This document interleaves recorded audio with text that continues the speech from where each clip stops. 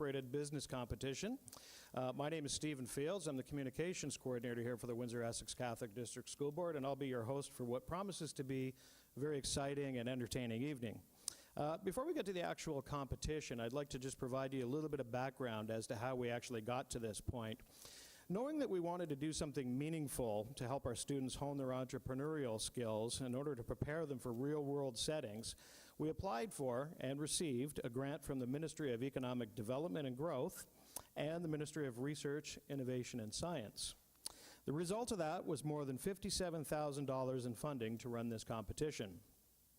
So to get the contest started, we brought our students to a day-long series of workshops hosted by the University of Windsor's Epicenter, which supports the transformation of people into entrepreneurial thinkers and innovative ideas into successful economic and social enterprises through training, mentorship, and networking. After that, a second business expo was held at the Caboto Club in conjunction with a number of community partners to help our students refine their business ideas and provide marketing and communication strategy for their pitch.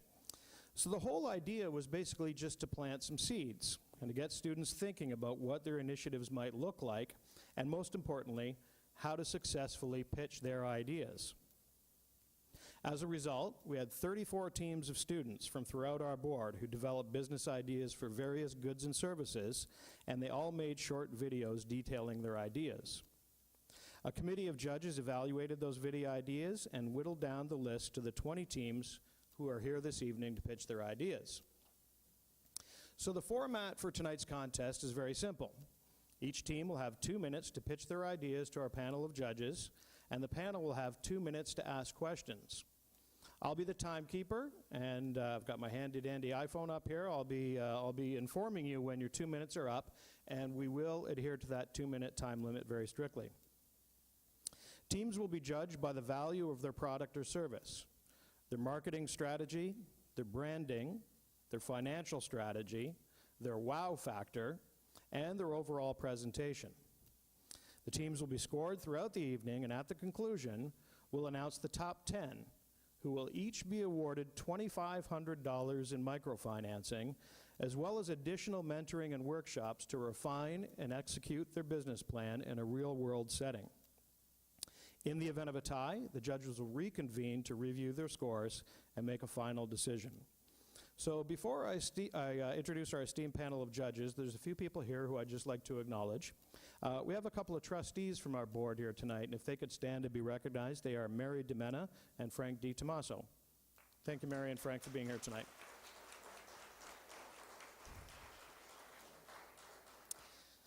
I'd also like to acknowledge our Executive Superintendent of Innovation and Human Resources, and he was really sort of the brainchild behind this whole event, and that's Mr. Dan Pfister. Dan? And there are a number of people at the back of the room who are members of our senior administrative team. These are all superintendents: Imelda Burney, Joe Ibrahim, Colleen Norris, and Melissa Farrand.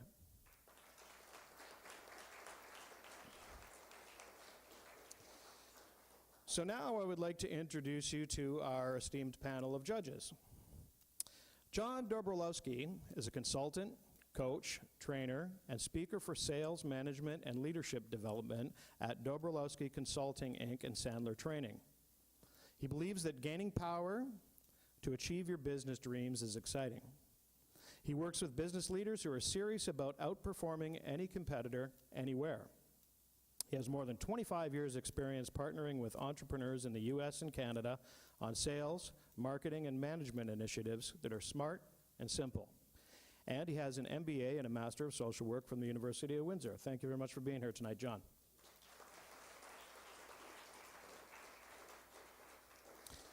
Dr. Vincent Georgi is the Director of the School of Creative Arts at the University of Windsor.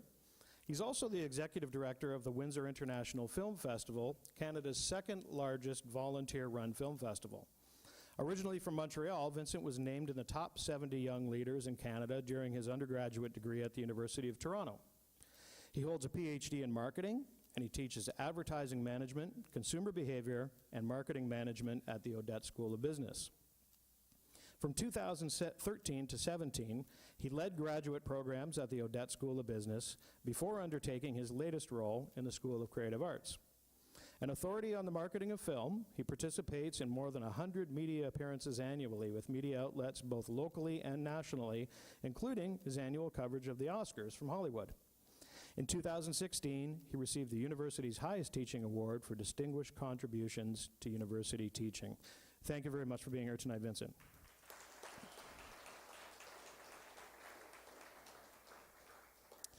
Mr. Tom O'Brien is the founder and partner of Cooper's Hawk Vineyard Estates Winery in Harrow. He is a director and past president of the Essex and Peely Island Wine Growers Association, the former director and chair of the Southwest Ontario Tourism Corporation, and the former director and vice chair of the Wineries and Growers Alliance of Ontario. He spent 39 years as a tax partner at PricewaterhouseCoopers, where he held many leaderships locally, nationally, and globally, including a stint as the global leader of tax services for the firm's Consumer and Industrial Products Industry Group and their Canadian Automotive Industry Group. He has sat on numerous community and professional boards.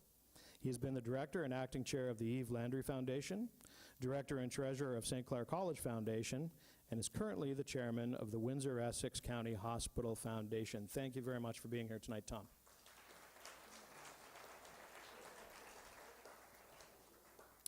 Dr. Richard Petty is perhaps best known as the former president and CEO of Maple Leaf Sports and Entertainment.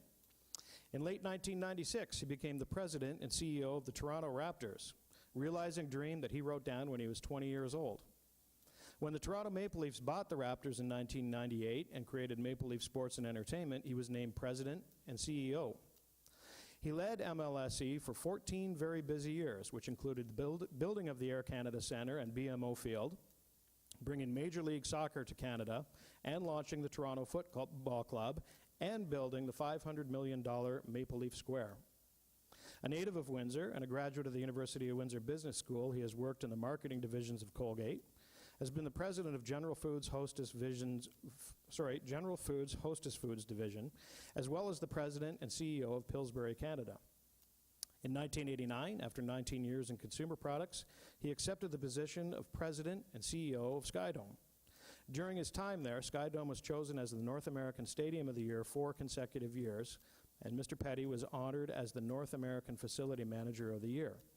He then became the president and COO of Netstar Communications, which of course includes TSN, RDS, and the Discovery Channel. In 2001, he received an honorary doctorate from the University of Windsor, which is home to the Richard Petty Leadership Initiative at the Odette School of Business, where he helps the school successfully create 21st century leaders.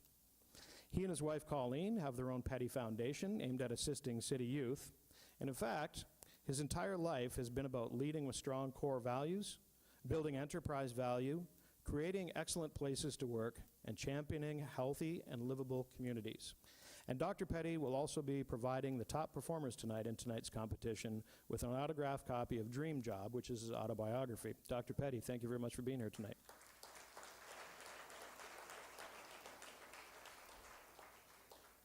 Yvonne Pilon is a young professional who's passionate about technology, innovation, entrepreneurship, and putting Windsor-Essex on the map. At the age of 24, she founded her first tech company, Add To It, and by the age of 29, she became the youngest female to lead a regional innovation center in the province of Ontario. Yvonne is an advocate for local entrepreneurs and businesses, which is evident in her regular involvement with local media and social media. In addition to her role as president and CEO of WEC Alliance, Yvonne is an instructor at the St. Clair College Mediaplex and the host of the Tech in the City podcast. Thank you very much for being here tonight, Yvonne.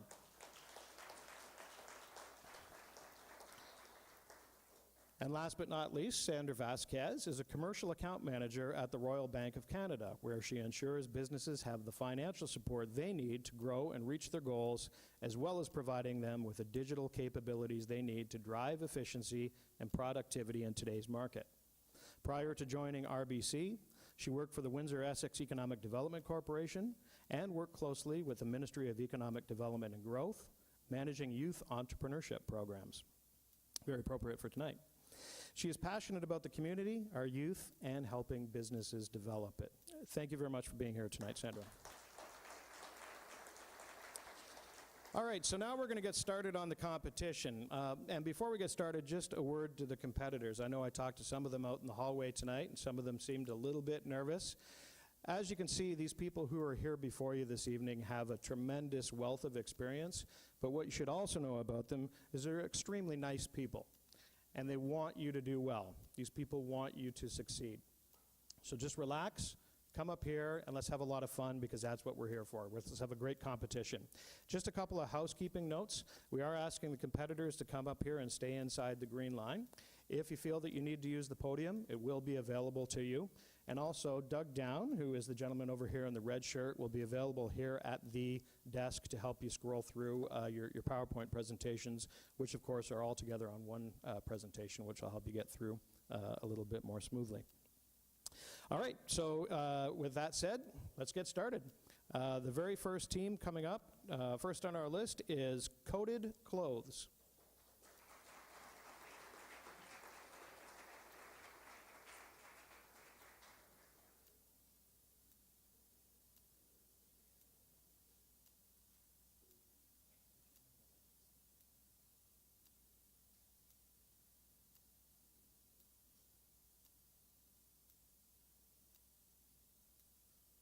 I think that we can all agree that school uniforms can be very costly. Since all schools in Windsor-Essex Catholic District School Board have uniforms, it's safe to say that there are many advantages and disadvantages.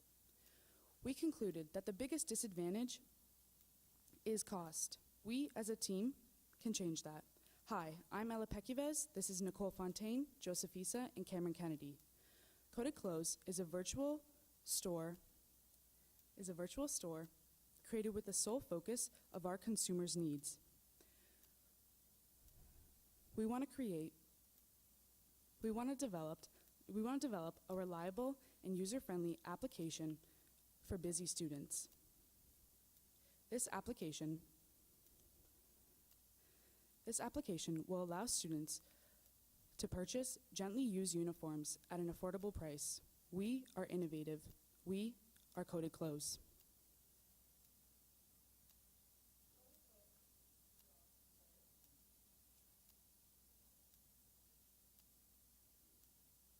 Clothes is an application we created to help solve the problem of not being able to find good quality uniforms at a fraction of the cost and time versus retail.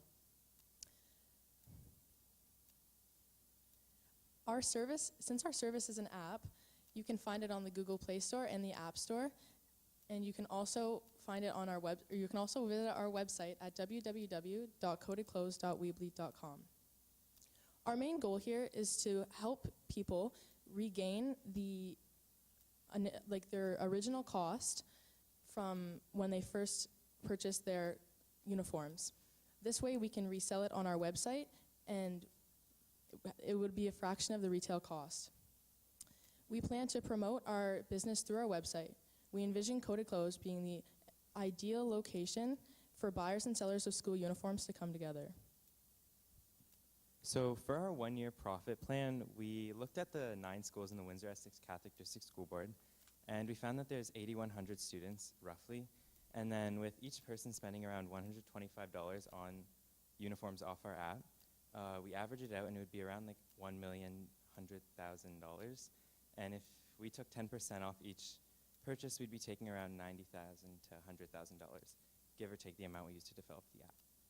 Okay, I'm afraid that's 2 minutes, so I'm going to have to stop you there. Judges, you'll have 2 minutes to ask questions now. Why coated clothes? We actually ended up calling it Coated Clothes because a lot of times people get dress coded at school of their uniforms, so we just thought it fit the name. I've got a question. So I have grandchildren about to go to high school, and they hate used clothes. Actually, we intend, like in the future, if this took off, we intend to get them straight from the manufacturer, but they would still be a fraction of the cost of other retailers out there because they can get pretty pricey. If you get them from manufacturers, how do you deal with the issue of them getting produced by sweatshops in the Far East?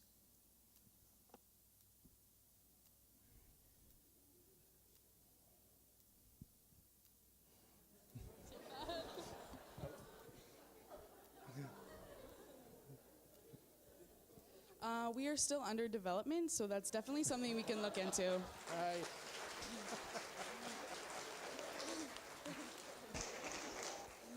Can you talk more about the competitive landscape? I mean, yes, you can have a website, but there's also resellers and consignment stores locally. Right, so there actually is only one store that sells uniforms, and that's Freed's. And I have had like a really bad experience there, and that's why we really wanted to develop this application.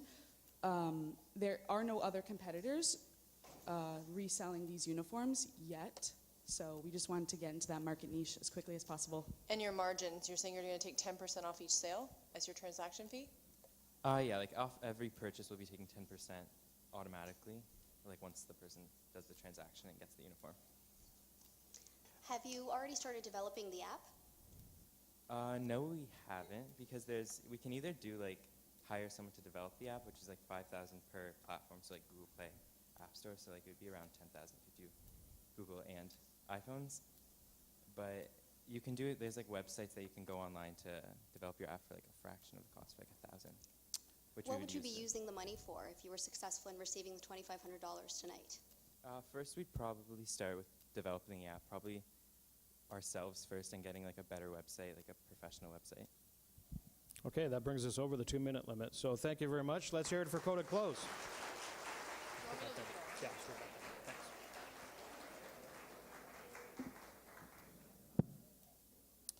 Okay, next up is Free Life Massage. And one thing I should have mentioned earlier to the contestants, if you do need the clicker while you're up here to work your presentation, there is a clicker available here for you. Okay, next group up, Free Life Massage. Do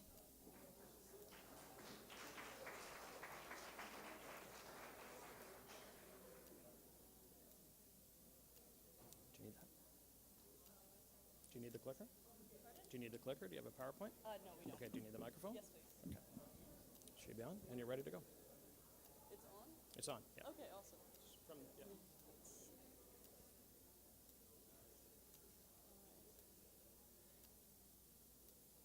Have you ever experienced muscle pain due to stressful situations, the work or school atmosphere, or even physical activity? Well, I'm Jen. I'm Shauna. And I'm Kobe. And we have created a product that has the ability to eliminate any stress, tension, knots, or aches in muscles. We all know that the distraction and discomfort that muscle pain causes can stop you from doing your everyday tasks. So our product, Free Life Massage, has the answer to that. It has the ability to attach to your shoulder or your neck, and what it does is massages you using vibration technologies. So I'm guessing you're wondering, what makes this product different from all the rest? Well, 1, it's hands-free. 2, it's portable. And 3, it's rechargeable with a USB. Free Life Massage is beneficial to anyone, anywhere, anytime. It's for people who work out and do physical activities.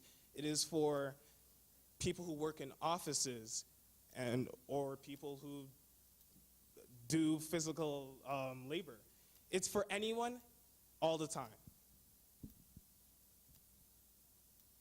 Free Life Massage saves you money on massage therapy. We are planning on selling our product for approximately $90, which is the price of just one massage appointment.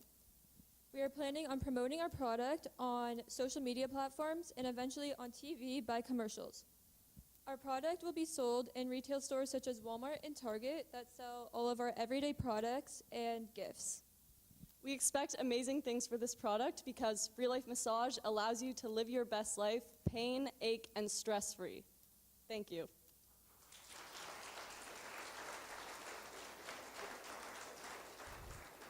All right, judges, we'll have 2 minutes for questions. Okay, have you looked at the cost it's going to be? Well, we looked at around $90 approximately, but we're not sure yet if Is it that will the cost. sale price or the cost? Danny was the sale price. Oh, you're talking about the cost to make the product? Well, basically, we haven't gotten very far into that yet. We decided that once we have our $2,500 and we're ready to take our product and do something with it, we decided that we'd start talking to specialists that know this field and know how much it would take to develop this kind of technology, because we're not fully aware of that yet. Your target audience can't be anyone at any time. So who is your target audience? Our target audience would be basically people who undergo a lot of stress in their daily life, maybe based on if you're writing a lot, typing a lot, doing even manual labor or types of physical activity, just people who are moving a lot or dealing with a lot of tension within their muscles, mainly their upper body. Do you have any scientific proof for the claims that you're making? Well, basically, we kind of came to a conclusion based on our own personal experience as well as family member experience. And we've talked to other people within our school that say how they struggle with a lot of tension within their muscles, maybe from tests or different assignments that they've been doing. And I know from experience that my parents also deal with that kind of stress within their neck or their upper shoulders or even their shoulder blades. Definitely is a problem, but how do you know that yours solves the problem? We know that ours solves a problem because I've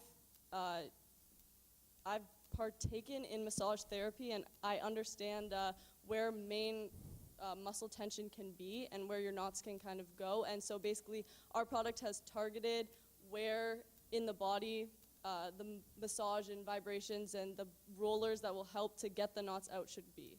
Okay, that's our 2 minutes. Thank you very much, Thank you. Free Life Massage.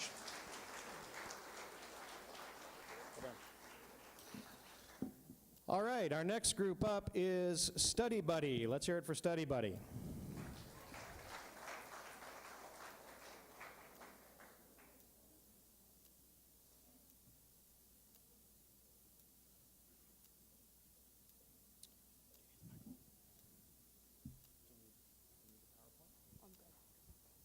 Okay, whenever you're ready to start.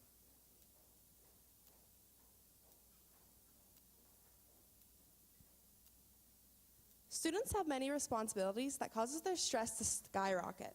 They are constantly juggling work, school, and many extracurricular activities. And by the time they have time to go home and do their homework and study, they often realize that they don't understand the concepts that they learned in class. Study Buddy is your one-stop shop where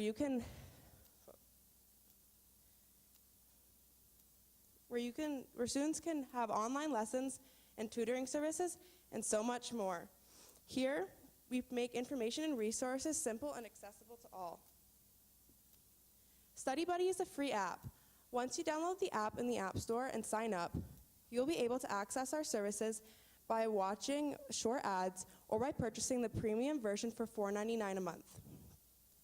For this price, students will be offered our geolocation service, which allows you to keep in contact with local students and teachers in your area willing to study. We also connect students with e-learning services as well. We plan to finish research and development within the next couple of months, where we will be able to do a test launch of our app. We plan to launch our app in a more local point first, and the Windsor-Essex County Board to test it out and work out any problems that may arise. Once we do this and work out any kinks in the system, we plan to launch on a provincial and then hopefully nationwide scale. To get Study Buddy known, we plan to advertise on many popular social media outlets that are commonly used by young adults. We also plan to advertise in different school boards, so when we first start out in the Windsor-Essex Catholic District School Board. We are estimating that this app will cost about $1,000 to start off if we do all the work ourselves, and we're more than happy to put in all this hard work for Study Buddy's success. Okay, that's 2 minutes there, so I'm afraid I'm going to have to stop you now. Judges, you'll have 2 minutes to ask questions. Okay, I'm not sure I know how it helps a person study. So our app, it's a geolocation service, so you can access a map which will send off signals of other people who would like to study, as well as tutors who are willing to show off where they are, which area they are, and when they're available to help you. And we also have online e-learning services, such as online video classes and how to connect you with other websites to help you study. How do you plan to validate the tutors to ensure that they are, experts in their field and they're not, like a child pedophile, for example? Well, we were planning for, like, first of all, for our tutors to be other students, as well as so like students of like in school. So we were hoping like that also, most students wouldn't be like child pedophiles. We also plan to have our tutors to be teachers. So maybe for like the school board, we can give benefits to the teachers who offer to tutor other students. So they'd already be in the database system for the school board. Why would somebody want to be a volunteer or mentor for the students? Well, we're kind of planning that through. So maybe when we start off with the school board, there could be opportunities for students who tutor. For example, at our high school, you can get a bonus 2% if you choose to tutor other students. So maybe we can offer a service like that and like partner with school boards to say that these kids can get extra marks in their classes for helping other students. And then for teachers, for them, we can also say maybe they can get choices in which classes they want to teach next year or next semester, or maybe they can get a benefit, like extra benefits, or yeah. Is $4.99 too low of a price? It's more of a test price just to see, since our app is new, we are not sure how people will respond. So like, for example, Spotify streaming, like or Netflix, it's like $7.99, $8.99 a month. So we're concerned like maybe if we make it too high, people won't want to buy it. Because right now, like Netflix and Spotify, they're really well-known services, but ours is not. So we'd like to start off, and then as we develop our app, we can increase it slightly over time. Okay, that's our 2-minute mark then. Thank you very much. Study buddy. Well done. All right, our next group up is called On the Go. Let's hear it for On the Go.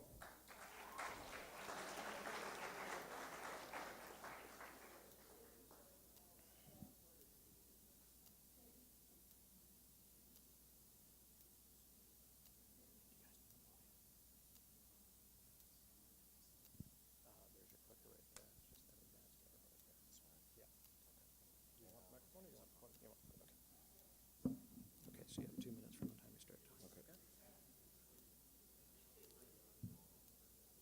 All right. Yeah, I'm good. Good evening, judges. My name is Christian Horo, and today I'm with my fellow colleagues Dominic Loyak and Bashir Ibrahim. Today we are presenting to you On the Go.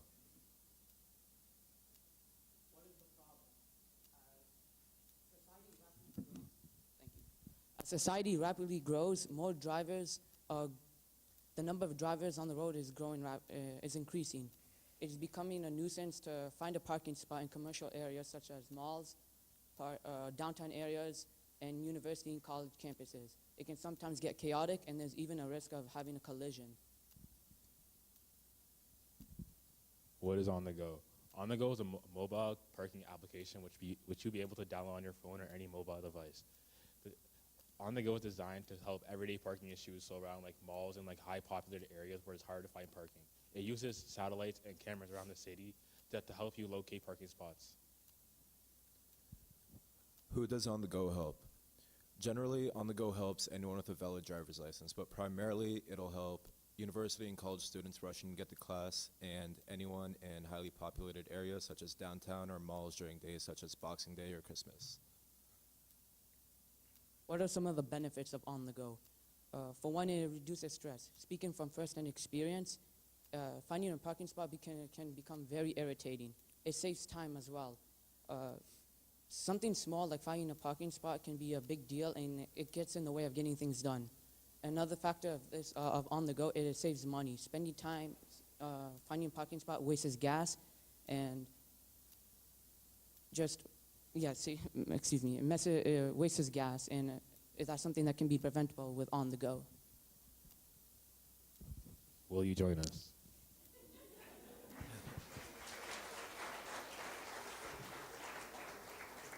All right, great job, guys. Judges, you've got 2 minutes. Hey, guys, how does the app know where the vacant spots are? Well, how the app will work is you put in the general area that you're going to, and it'll bring up all the areas with valid parking spots that you're allowed to park in. It'll show you like a video camera of the parking space so you know which spots are open and which spots are not. How are you going to, if I were a buyer, how would I know about you? One of the on the go, we will use social media as a networking device, using ads and using social media mainly as a marketing method. What cameras are you tapping into? We are planning to partner with the government and use city cameras in order to stream parking. So this would only be Windsor Essex? As for now, yes, but when we begin to grow, we're going to venture out into other places. How will you make money? We plan on doing a monthly service, so each month we're going to have a subscription fee of $9.99. Oh, there we go. How do you prevent distracted drivers, right? So if I'm driving my car looking for parking spots, I got my phone, I'm down. And number two, with autonomous vehicles, projected to come in 10, 15 years, 10 years, let's say, parking spots won't necessarily be needed if you look at the future predictions of autonomous vehicles. So maybe you guys can chat about that.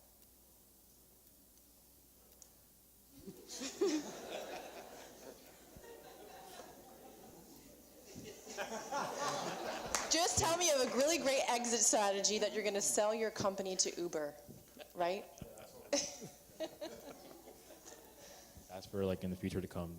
But as of right now, like finding parking spots is a big issue, and like as of like our generation is pretty big, and like there's multiple us, and we're growing rapidly, and like most of us like now drive and stuff. So like as of right now, it's an issue and it needs to be dealt with. So that's why we're here. So like in 10 to 15 years, we'll eventually run into that problem and see like our way out or try to like adapt to it. Okay, that's our 2 minutes. Thank you very much, gentlemen. Nice job.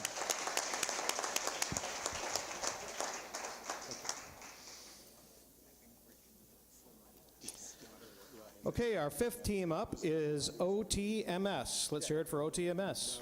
Yeah, wait.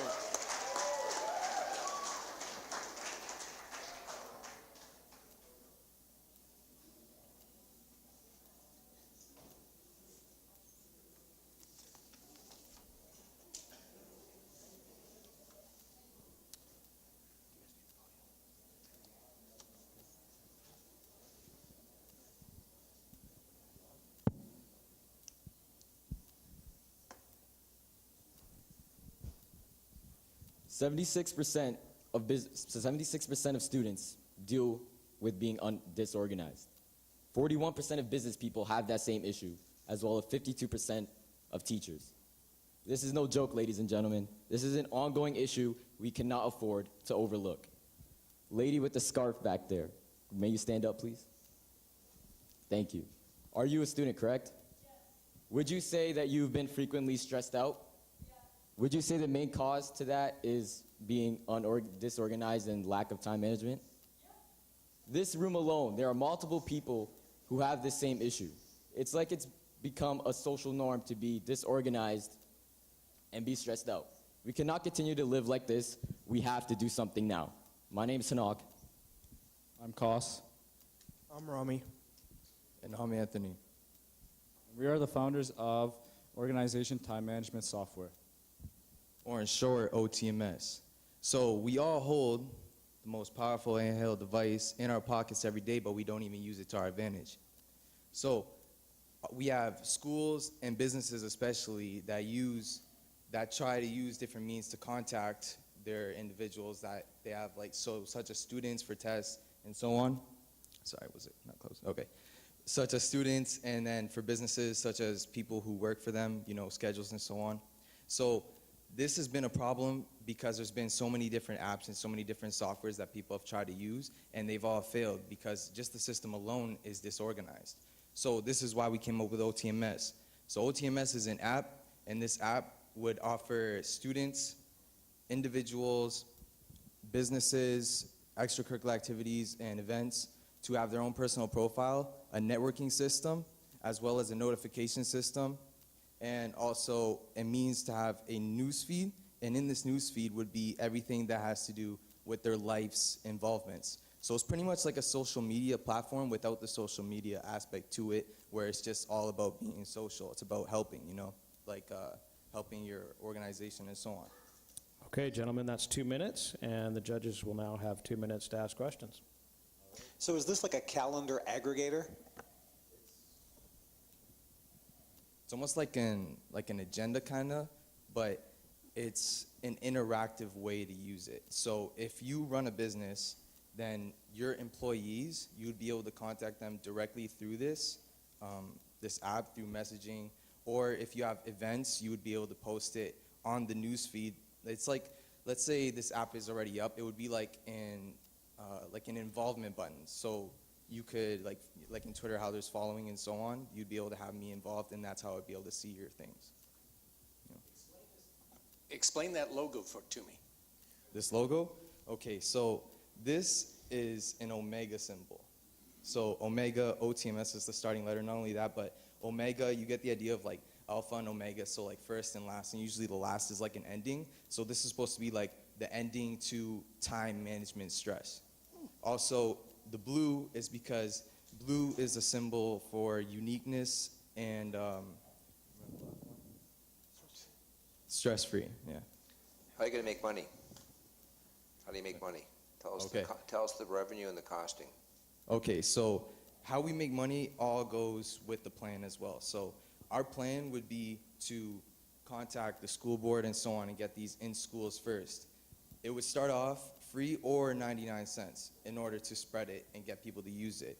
Then by social media, we have people interact with us and make it better. Once we get like a good app going, like a good software, then word of mouth would spread it. And as word of mouth increases the demand for the app, so does the price. So the price would increase. And that's our plan. How would you target businesses differently than targeting consumers? Targeting like people who run the businesses is what you're saying? How would you get organizations to buy this for the employees, and how would you reach them differently than reaching Joe and Jane average? Okay, so not only, this is down the road, right? Because we need a starting point. So after our app is big in certain schools, we get word of mouth to spread it to parents and so on, people who own those businesses. We get meetings with different business groups. Also, commercials would help as well. Okay, gentlemen, I'll have to get you to wrap it up there. That's 2 minutes. Thank you very much. Let's hear it for OTMS.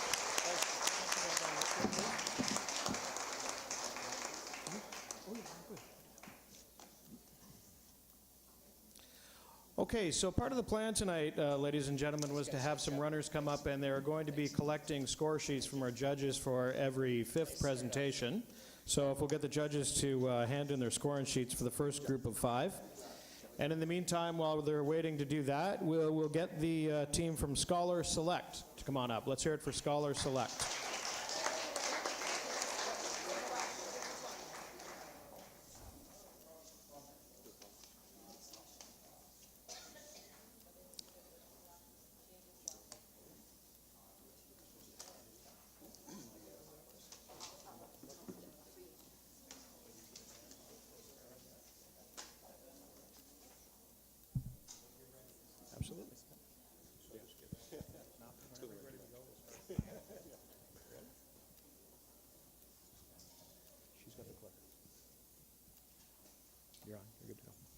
How many of you are stressed about applying to universities or colleges? Raise your hand.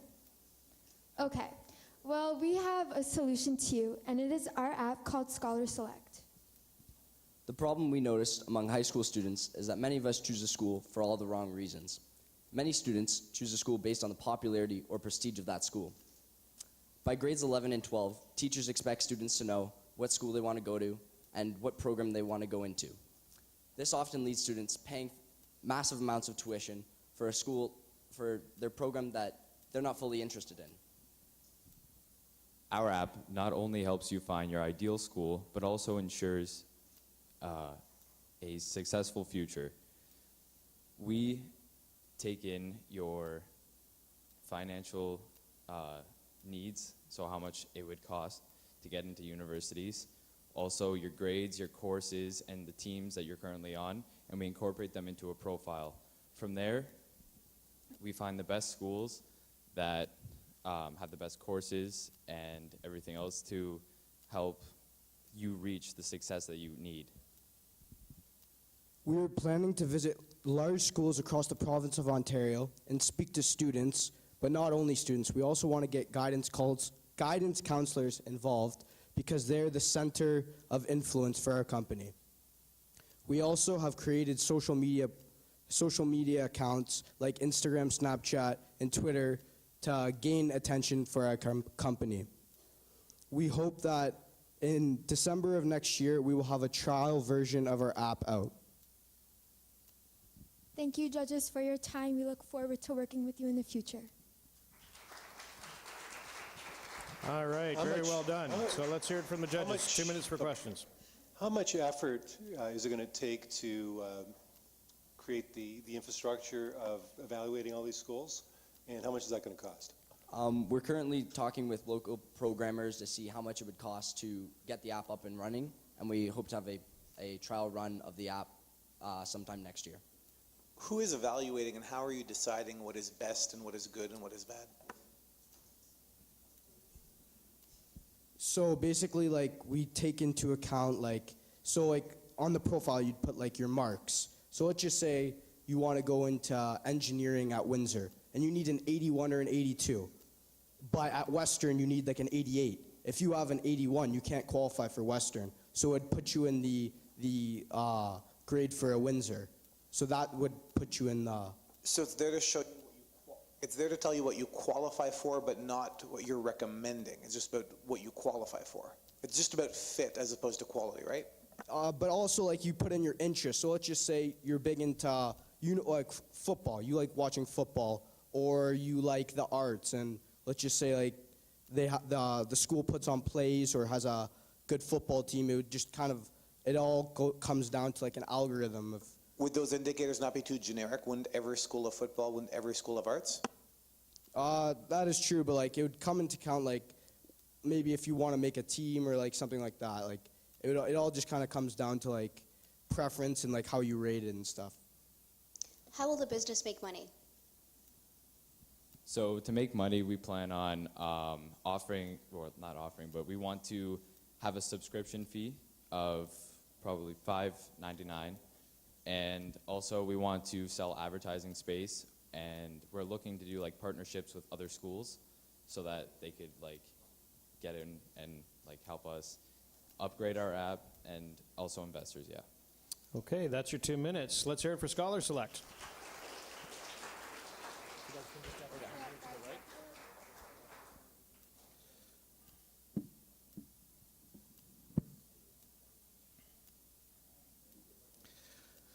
Okay, the next group up is called Solo.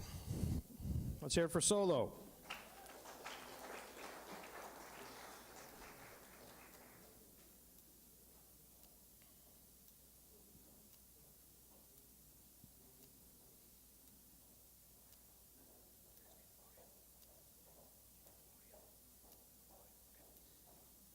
So there's the other microphone. If you need two microphones, you can have that one, and there's the clicker, and you use that to advance your slides. This one? Which one do you use? This The one on the right, yeah. Okay.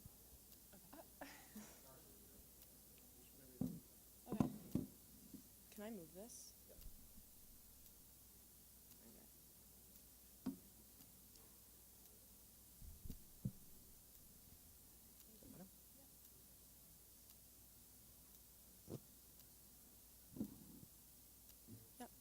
Are you tired of spending thousands of dollars on personal trainers a year? Do you want to increase your knowledge in sports, health, and fitness? Our main goal is to give you the option to increase your health and lifestyle knowledge, but by also cutting down the costs. We have the solution for you. Introducing Solo, your personal sports trainer. Good evening, judges, staff, and support team. This state-of-the-art glove uses advanced technology which customly fits perfectly to your muscle movement. This glove will also show you the proper techniques and how to improve in any sport or workout, like holding a bat or learning how to volley. A wireless signal travels from the glove to an app on your phone, and this includes the video that you must follow for the workout. One of our partners, Momin, will present the glove for you while we talk about the benefits of the glove. So why is it worth investing in? This glove will allow you to work at your own speed, out of the comfort of your own home without the stress of working out in a gym. It improves basic and advanced skills of your desired sport or workout by providing a video example and voice-activated instructions. The glove is lightweight, compact, and very portable. It improves your mental and physical health by beneficially helping you in a positive manner. It prevents injuries because there's always a risk with injuries when you're exercising.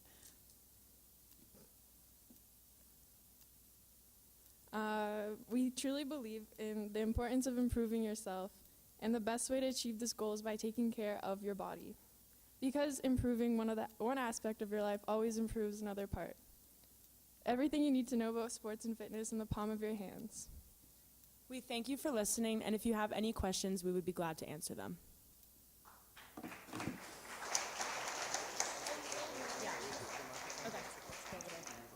So question, do you actually believe someone's going to fire their personal trainer to start wearing this glove? Okay, so we've done research, and people were spending about $6,000 a year on personal trainers. Approximately our glove is going to be about $150, and paired with the app, it will recommend you, like if, let's say you want to improve your skills on volleyball.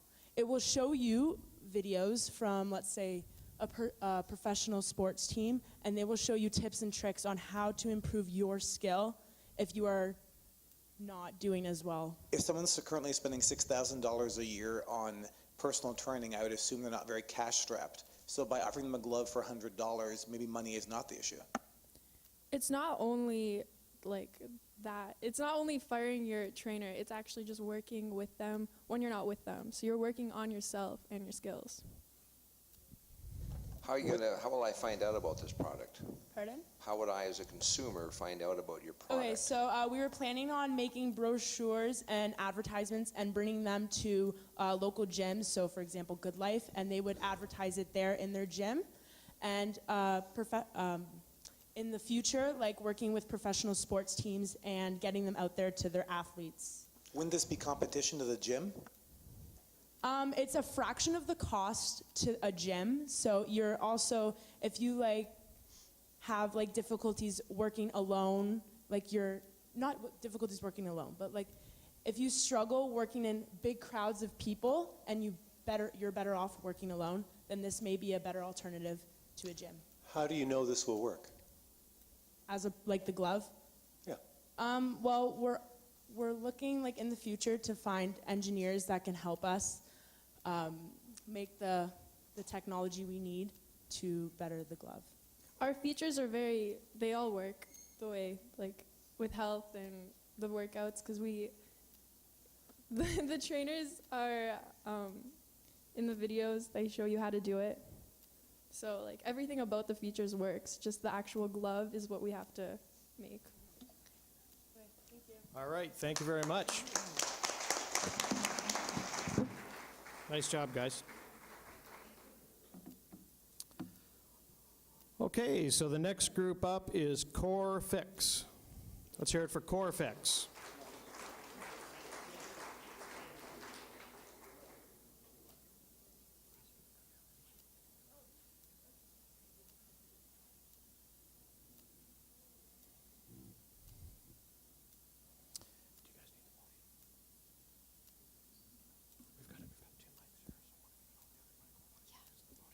Do you have a PowerPoint presentation? Okay, so that's your clicker, and that's you just use that arrow to advance the slides. Just watch Mr. Down in the red shirt, okay? Okay? Just when you're ready, go. Yes.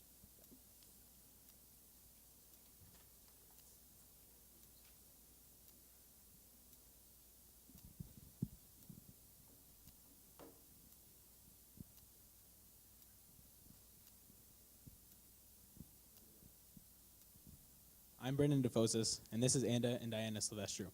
We want you to picture this. It's 9:30 p.m. on a Sunday night. You happen to break your phone, and for some reason you need it for school the next morning.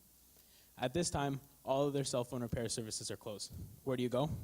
CoreFix. CoreFix is Windsor's quickest, most flexible, and most reliable cell phone repair service. At CoreFix, we fix things such as the home buttons, the volume buttons, the speakers, lock buttons, and mainly screens. We have concluded that the cell phone repair market is huge. With Windsor's population being 319,000 and the average spent on cell phone repair being $12 per person, we concluded that Windsor's cell phone repair market is worth $3.9 million per year. Our second estimation takes into account the fact that 76% of Canadians use smartphones, and 38.3% of those are Apple users. Therefore, we can conclude that Windsor's market is worth $3.1 million. At just 2% market share, we believe that we can earn from $62,000 to $78,000 this year.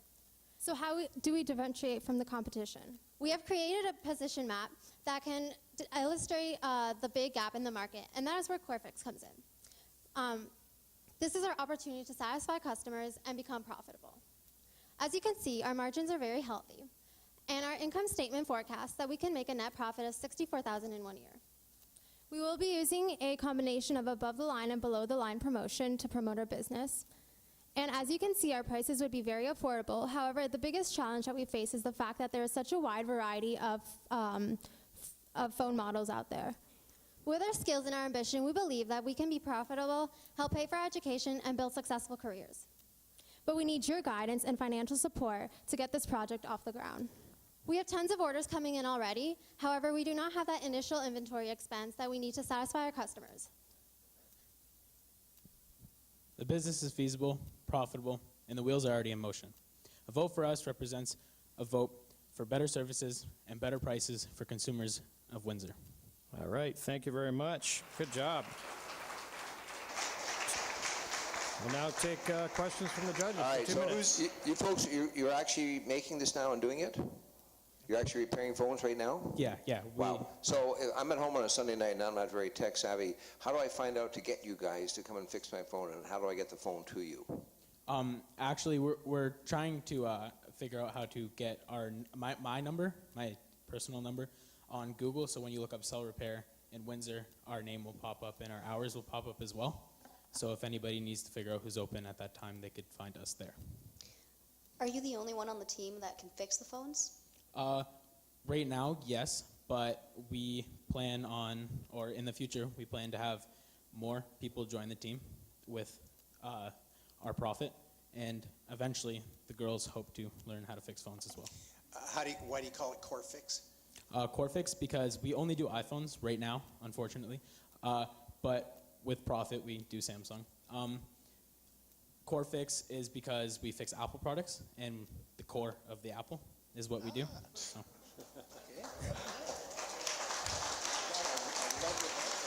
What is the cost per hour to fix phones? Pardon? What is the labor cost per hour to fix phones?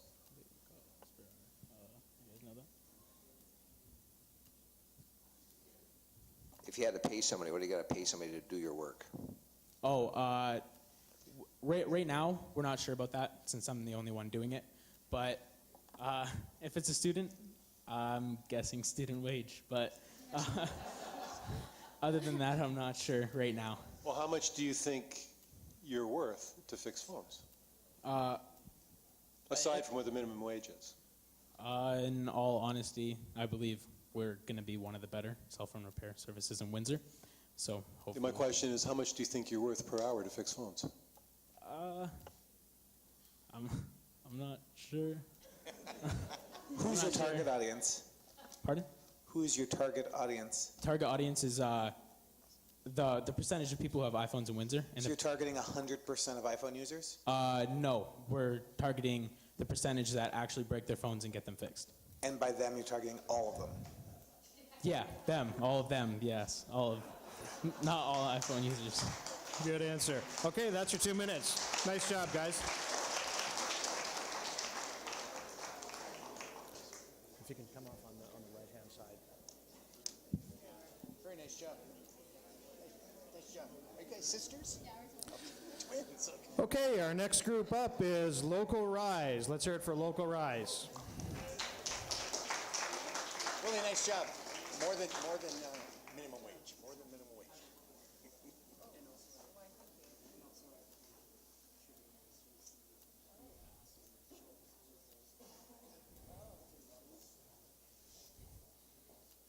He's open himself. What are these things? I think Local Rise has a prospectus.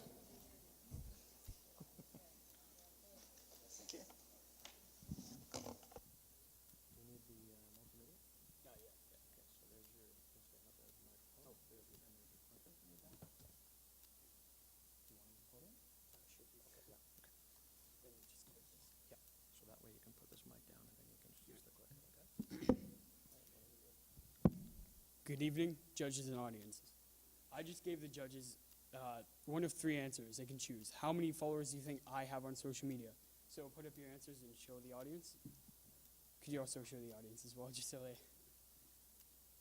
All right, two of you are right with 65,800 followers. Come on. So wait, the button isn't working. All right. Oh, it's oh, I thought it was. All right, there we go. All right, hi, my name is Keegan Morgan, CEO and founder of Local Rise. So what do I do? Local Rise is a digital media and social marketing agency based in Windsor, Ontario. We've been working with social algorithms and learning social media for many years and have personally gained 68,500 organic followers and built a presence for ourselves. Local Rise mission statement is to stay committed to the latest social media trends and leveraging this knowledge to help businesses in Essex County grow themselves. This improves the profitability of our clients and our success. So currently, we've noticed a few problems in today's society. So business owners don't have time to focus on social media marketing. Traditional forms of media are too expensive, and people don't leave town to buy their cars or repairs. So here's where our Local Rise can help that. By outsourcing your social media to us, our clients can free up time and create professional content for your business. We can give tips on social media growth and tricks. It is much more cost effective with $3 to reach 1,000 people worldwide on social media is $3, while to reach 1,000 people locally on magazines is $16. We can also attract a worldwide audience towards your business and reach anyone in any region at any time. The levels of control is unmatched. Because of Local Rise, we've helped a local dealership sell this $300,000 Mercedes G-Wagon to a person out in BC because of the photo we posted on our personal page. We've also done work for people like Raffi Auto Group, Rose City Ford, Audi Windsor, and Formula First Collision. Judges, with your investment, our marginal cost is essentially zero. With it, we will purchase the best editing software, computers, and camera equipment to run our business and without any cost to us outside of that. By outsourcing your social media to Local Rise, we can guarantee better profit for typical magazine advertisements. With our growth strategies and our professional content, we can provide a digital footprint to outperform your competitors. Let Local Rise give your business the competitive edge. Thank you. I'm Keegan Morgan.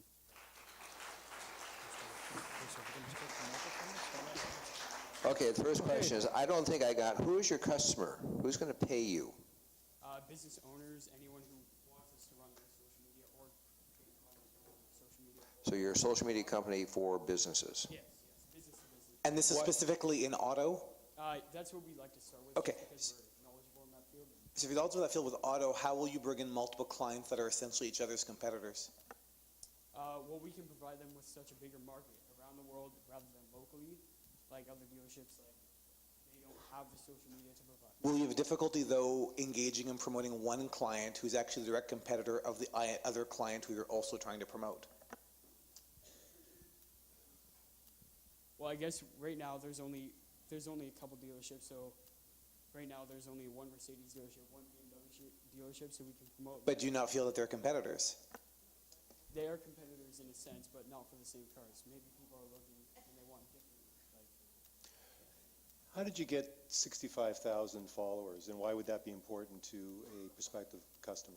All right, so first of all, we started back in around 2 years ago when we started posting videos, and which organically grew us up to about 30,000 followers. Then we switched to our own photos, which then got us another 30,000 followers. And that could be essential because it shows that we already have the knowledge and experience to create their growth and give them a better competitive edge. Further questions? What kind of social media platforms are you using? Instagram and Facebook, those are the two main ones, and I'd like to expand YouTube and all the other ones. You have very specific figures of how many people can be reached with $3, $16. Will you be able to guarantee that? And if so, I mean, you say magazines. What magazine would you be advertising in? Oh, I personally wouldn't advertise in magazines. It's the difference of it costs $16 to reach 1,000 people with a magazine. That's why social media is so much more effective in our businesses, because it only costs $3 to reach 1,000 people. Why local rise? Because we'd like to help local businesses rise rather than outside of the area. We just like to focus on Windsor Essex County. So. All right, that's your 2 minutes. Nice job. Thank you very much. Here's your, don't forget your sheets. Okay, number 10 on our list is a group called Pushing for Knowledge. Let's hear it for Pushing for Knowledge.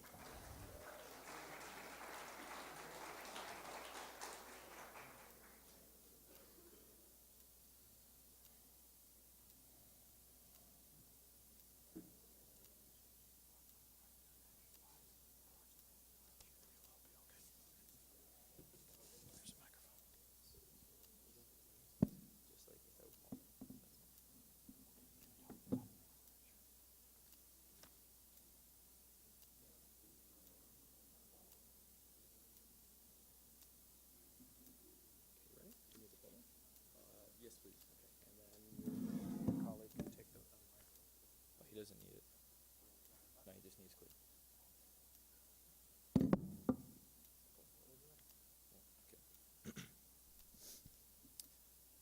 Good. Okay. Ever since I was 6 years old, I loved skateboarding. Skateboarding was the only thing that was there for me. When I was 9 years old, I moved to what I thought was a scary place. I felt alone, I felt different, and as if I didn't belong. This all changed when I met Ryan Barron. He showed me I could be who I am, do what I love, and make a difference within society.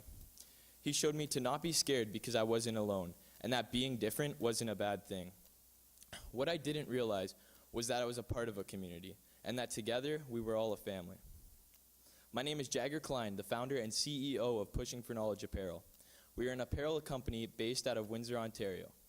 Our goal is to not only save the skateboarding community, but to better the lives of kids who felt just like me.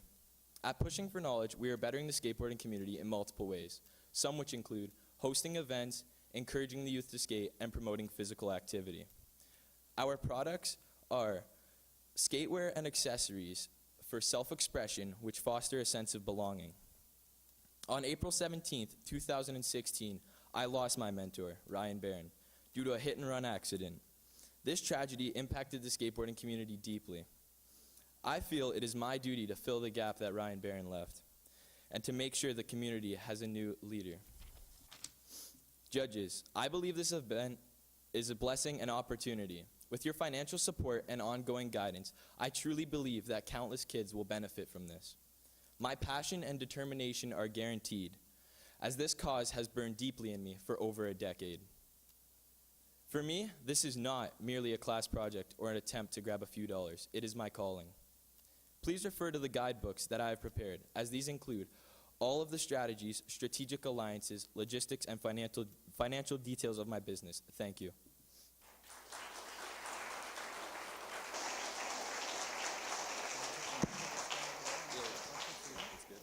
Okay, first question. How are people going to know what you have to sell? So basically, I'll be marketing my business on social media and in the works of making a website. How large is this community? How many people are part of it? In Windsor, Essex, roughly I'd say around 400. And is that on the increase or on the decrease? Increase. How do you know that? Because skateboarding is becoming like a more popular sport with all the trends and I guess like what famous people like Justin Bieber, he skateboards now, so a lot of kids are trying to be like Justin Bieber, I guess. You're an apparel company, so do you have shirts, sweaters, pants, hats? Right now we have shirts. Okay. Like, if you want to see one, I have one. Okay.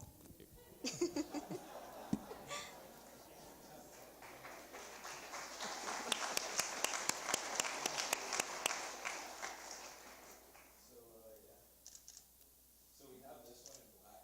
We also have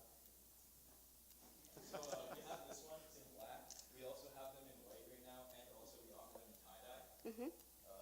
But yeah, we were like actually going to branch out to sweaters for like the winter seasons, coats, and maybe even windbreakers. How much do you sell them for? These shirts, $20. Where do you sell them? We sell them to the skateboarding community at skateboarding events like competitions and such. Okay, do you sell them online as well, or?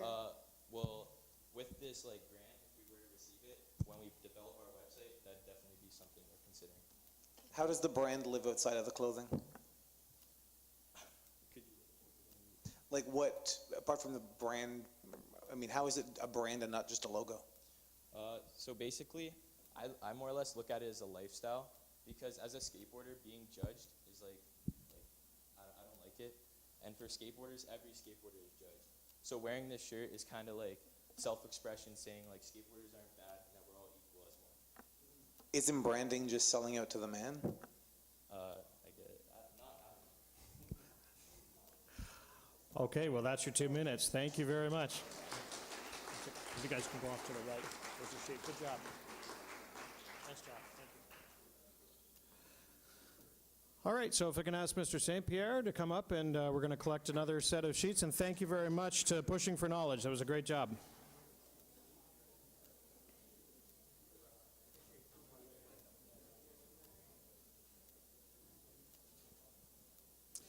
Okay, so the next group up is Compact for Kids. Let's hear it for Compact for Kids.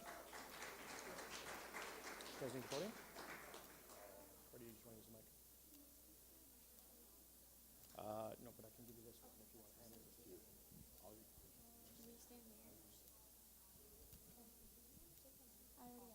No, just use that one, and if you need to pass it back and forth between each other, you can do that, okay? Okay? Do you guys have multimedia? Do you need to do a PowerPoint? Yeah, that's you. Okay, so there's your clicker. You just use that arrow to advance your slides. Yeah, sure. It's the one on the right there, that arrow right there, okay? So the minute you start, yeah, so you just right click it to start. And just check with Mr. Down there too.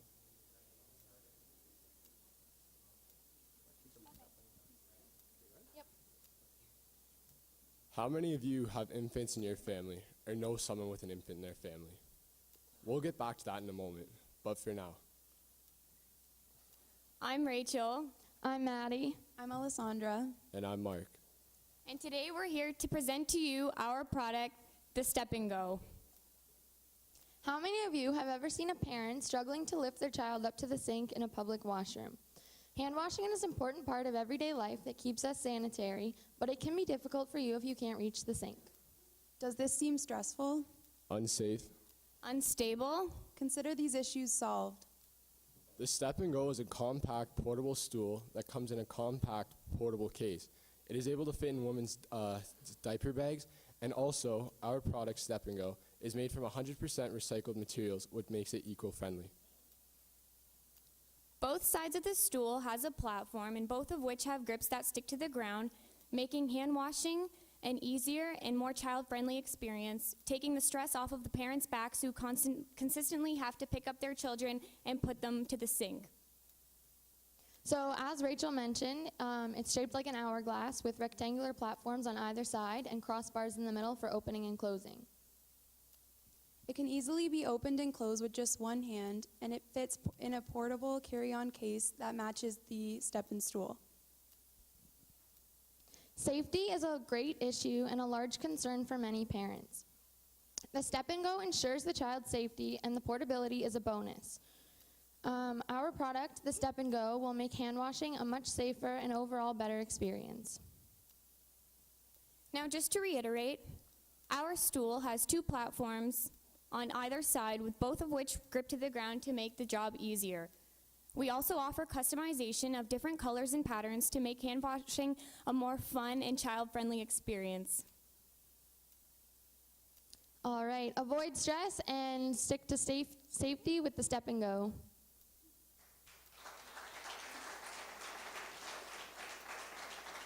Okay, 2 minutes for questions. Do you have a prototype? Have you built one?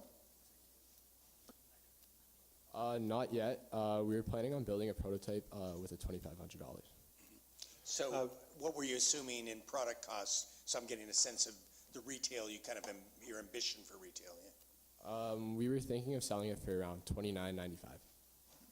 I had the benefit of raising some children. What's the benefits of this compared to using like wipes, hand wipes, that sort of stuff? How does it compare? So our product is essentially a stool to allow you to, for the child themselves, to wash them hands, so they can put the stool down, and this is to prevent the stress of you having to pick up your child, the stress on your back, from consistently having to lift them to the sink, onto the toilet, whatever. It just makes the process easier. How is this not just a stool? This is a stool that is compact. So for moms on the go, maybe you're going to the mall and your child goes to the bathroom and then she has her purse in one hand and she's trying to lift her child up so they can wash their hands. That can be a lot. Like I've seen my mom do it herself. I have 4 younger sisters, and it's a lot of stress on the parent. So basically how it's In what way is this stressful to a parent? Because it's too much to multitask in certain ways. So the way it's different from other stools is that it can close and be put in a diaper bag and carried around, rather than any other stool which cannot do that. How are parents going to find out about this product? Parents can find out about this product through, we were thinking of doing advertising online. We were also thinking of, once we have a prototype, we would develop our prototype through the Windsor-Essex Small Business Association and possibly apply for a grant if we needed more funds to do so. And then we would present it at trade shows. How did you determine this was a problem? Like, what kind of market research led you to build this product? So basically, we all asked our family and friends issues that they had, and one of my younger sisters is still small at home, and my mom said that this was one of the issues that she faced all the time. And then we asked around to other people, and we said, hey, would you buy this? Would your wife buy this? Would so-and-so buy this? And a lot of the feedback from our consumers was positive, and they said yes, they would purchase it. Just a note, remember there's folks. single fathers as well. That's something always to remember, that we're always talking about moms, but dads might carry this too. Yes, of course. Good point. All right, thank you very much, guys. Thank you.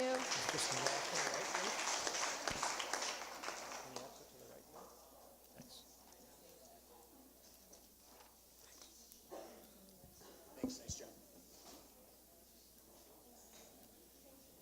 Good luck with it, guys. All right, nice job. The next group up is called Laser Style. Let's hear it for Laser Style.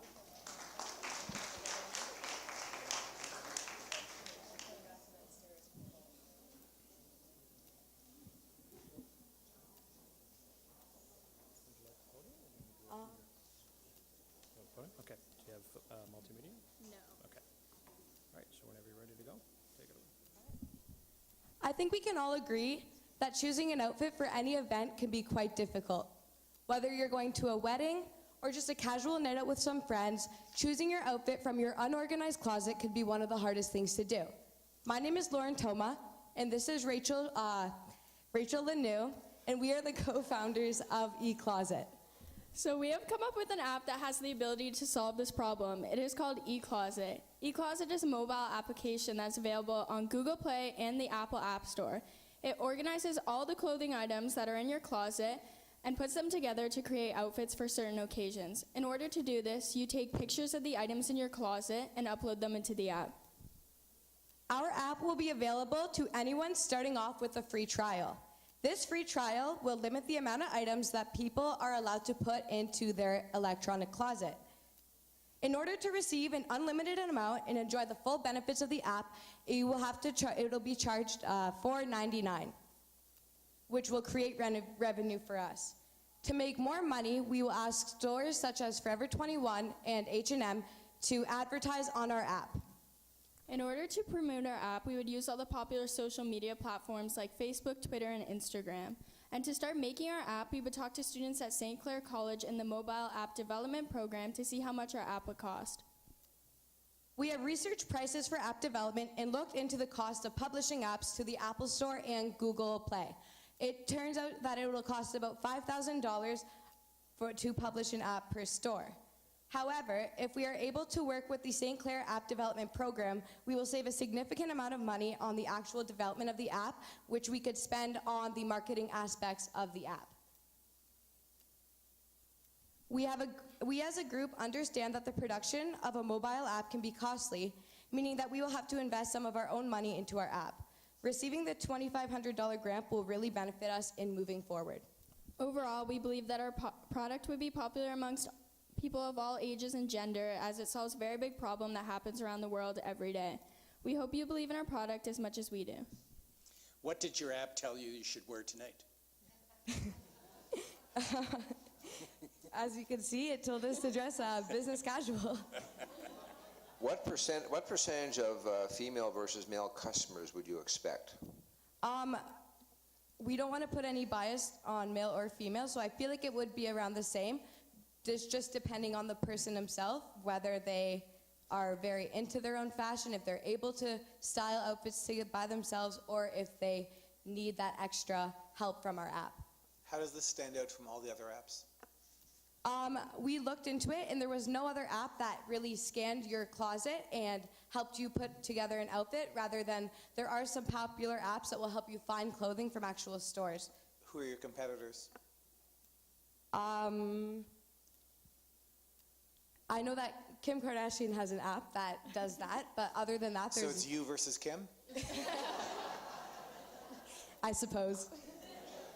So the $4.99, what does that cover? Like, I get a new shirt, new pants, I take pictures of them, and you pair up my entire closet in multiple ways? Or how many outfits does $4.99 get me? $4.99 will help you, or like will give you an unlimited amount of outfits you could put into your app. Yeah. So it's just like the price of the actual app itself, which would create like profit to us. It goes by like the clothing items, so like it would give you an unlimited amount like of all the clothing items in your closet. Like when you don't pay, you have only like a certain amount. It's 15 pieces, so paying $4.99 will allow you to put every item of clothing in your closet in it. So how does it work? Like, is it going to give me a certain look that I'm looking for? Do you put in a social situation that You it put in, gets like, me a ready for? Yeah. Would have helped me tonight? I don't know. Yes, You exactly. put in like a social situation, like if you were going to a wedding, like you would put, there's an option to put for a wedding, and it would look through all the items in your closet and suggest certain outfits for you. Thank you.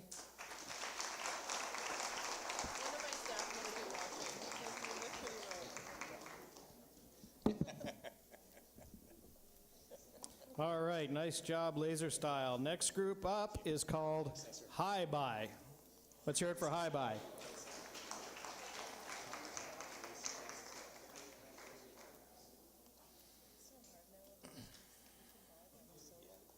Which you don't and I don't. Real hard. I know. You work hard for it. Still waiting for them to check.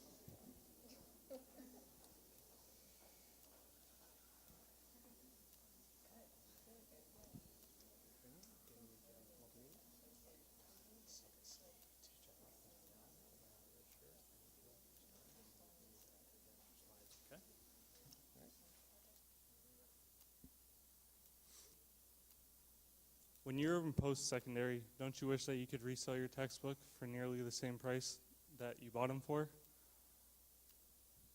Hi, good evening. I'm Noah, this is Josh, this is RJ, and we're here to talk about the Hi Bye highlighter. Okay, so as you know, university and college textbooks are already extremely expensive and already very difficult to resell. So with our product, you will be able to remove the highlighter marking, so you'll be able to resell the textbooks easier for a higher price. And as you know as well, tuition is already extremely expensive, as it costs annually $7,000 on average in Ontario. Now the solution to this problem is the Hi Bye highlighter. The Hi Bye allows you to remove all the markings you've made in your textbook. You just have to use the cloth to wipe away the highlighter, and your textbook is good as new. Some of the benefits of the Hi Bye highlighter is that the highlighter saves money for both those selling and buying textbooks. It saves money for those selling textbooks. It saves money for those selling, as the textbooks are not marked up and they can get more for their value. And it also saves money for those buying, because they don't have to buy a new one and they're getting a brand new quality. It also is stress relief for the students, because they don't have to worry about somebody not purchasing their textbooks. And the value of the textbooks are not diminished, because, as you know, the white erases all marks made in the book. Thank you for your time, and we hope that you can help our product become a product. So does the technology exist? There's such a thing that does mark, and then you can wipe it off on paper? So with the judges' help, we're going to hopefully get the research and development going and hopefully get this product off the ground running. But it doesn't exist right now? Not yet. We're going to try and research as much as we can, though. Why would you want to enter a declining market? Textbook sales are declining. Most of them now are online, or students don't purchase them at all. Why would you want to get into something that's sinking? Well, because students are still using a lot of textbooks. Like right now, for many courses, students are still using textbooks. So, But it still declines and declines, so you're just entering something that's just sinking. I don't really know then. How are these students going to find out about this product? We'll be using YouTube ads, commercials, things like that. Social media is very big nowadays, so try and get the word out there by using social media and stuff like that. Why should we invest in you? But you, as 3 individuals.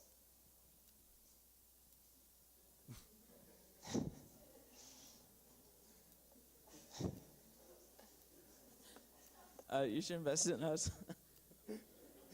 You might want to work on that pitch.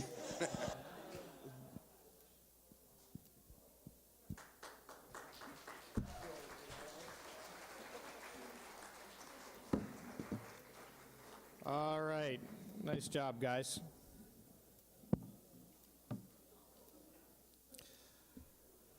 Just a reminder to the contestants, too, when you're leaving the stage, if you can exit to the right here. Okay, next group up is, I'm not sure if I'm saying this right, Box or B-O-X? Box? Let's hear it for Box.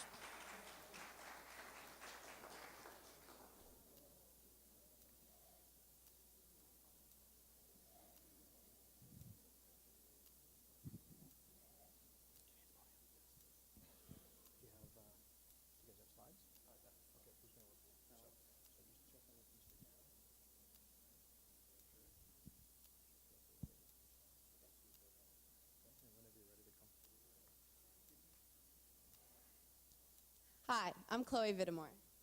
I'm Charlotte McGroy. I'm Jay Caden. And I'm Goy Wall. And we're grade 11 students from Holy Names Catholic High School, and our product is Box. So, the problem. We've all had those mornings where we're frantically searching for our keys or wallet or purse or phone, and we just can't seem to find them. Well, we have the solution here. Our product is Box. Our solution. We've developed a small adhesive tracker which can be placed on any belongings you find fit. Using the Box app, you will easily be able to locate your lost or misplaced items. Once in a close proximity, we have the option of setting off an alarm to help you pinpoint the exact location. What makes it unique? Our product is different than any other because it does not use crowd GPS network. It is small, sticky, and compact. It is ideal for any belonging you wish to apply to and has a sound option available, which makes it a lot easier to find. Will it be successful? So our group put in countless hours to why it'd be successful. So our first reason why we think it would be successful is that any age loses their items throughout the day, whether you're a child, a student, a middle-aged person, or an elder. For the rest of your life, you will continue to lose your items. Our next thing is people would rather pay for a $30 tracker rather than trying to replace something that's irreplaceable, very vulnerable to their life, or something that just means very loud or is expensive.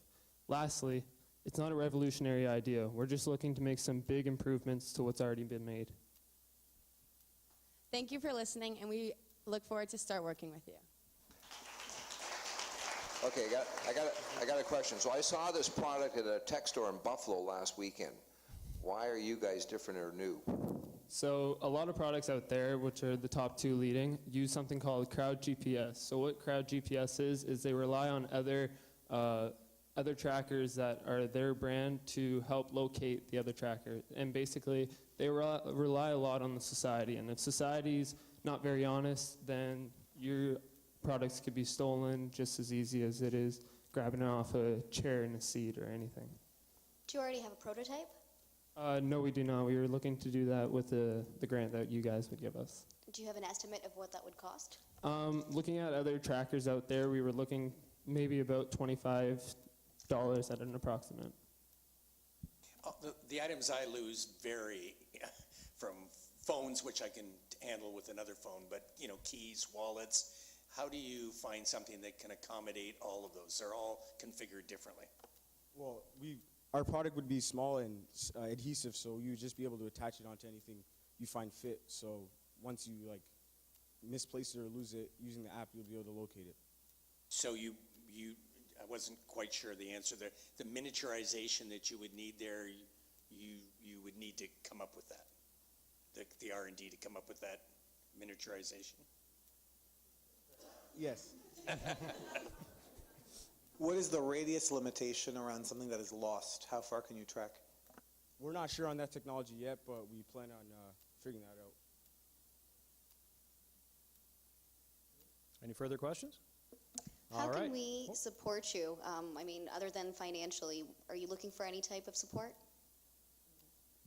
So we're honestly just looking for a great help with a prototype, product development, and advertisement because we are young, we're not too sure, and you guys are very experienced in this trade. If you guys are actually thinking about pursuing this after this project, we're actually working with a company that's doing a very similar thing with dogs and cats and animals, so I think there could be some collaboration there. So. Of course, we'd love to do that. Thank you very much. Why box? Why box? Well, first thinking into prototypes, we were thinking of just making it small, adhesive, sticky tracker, and in our heads, we just thought it looked like a box, small, catchy, easy to remember. So, All right, nice job, guys. Thank you very much. Hold on. If you can exit to the right, guys. If you can exit to the right here. Yeah. Okay. Yep.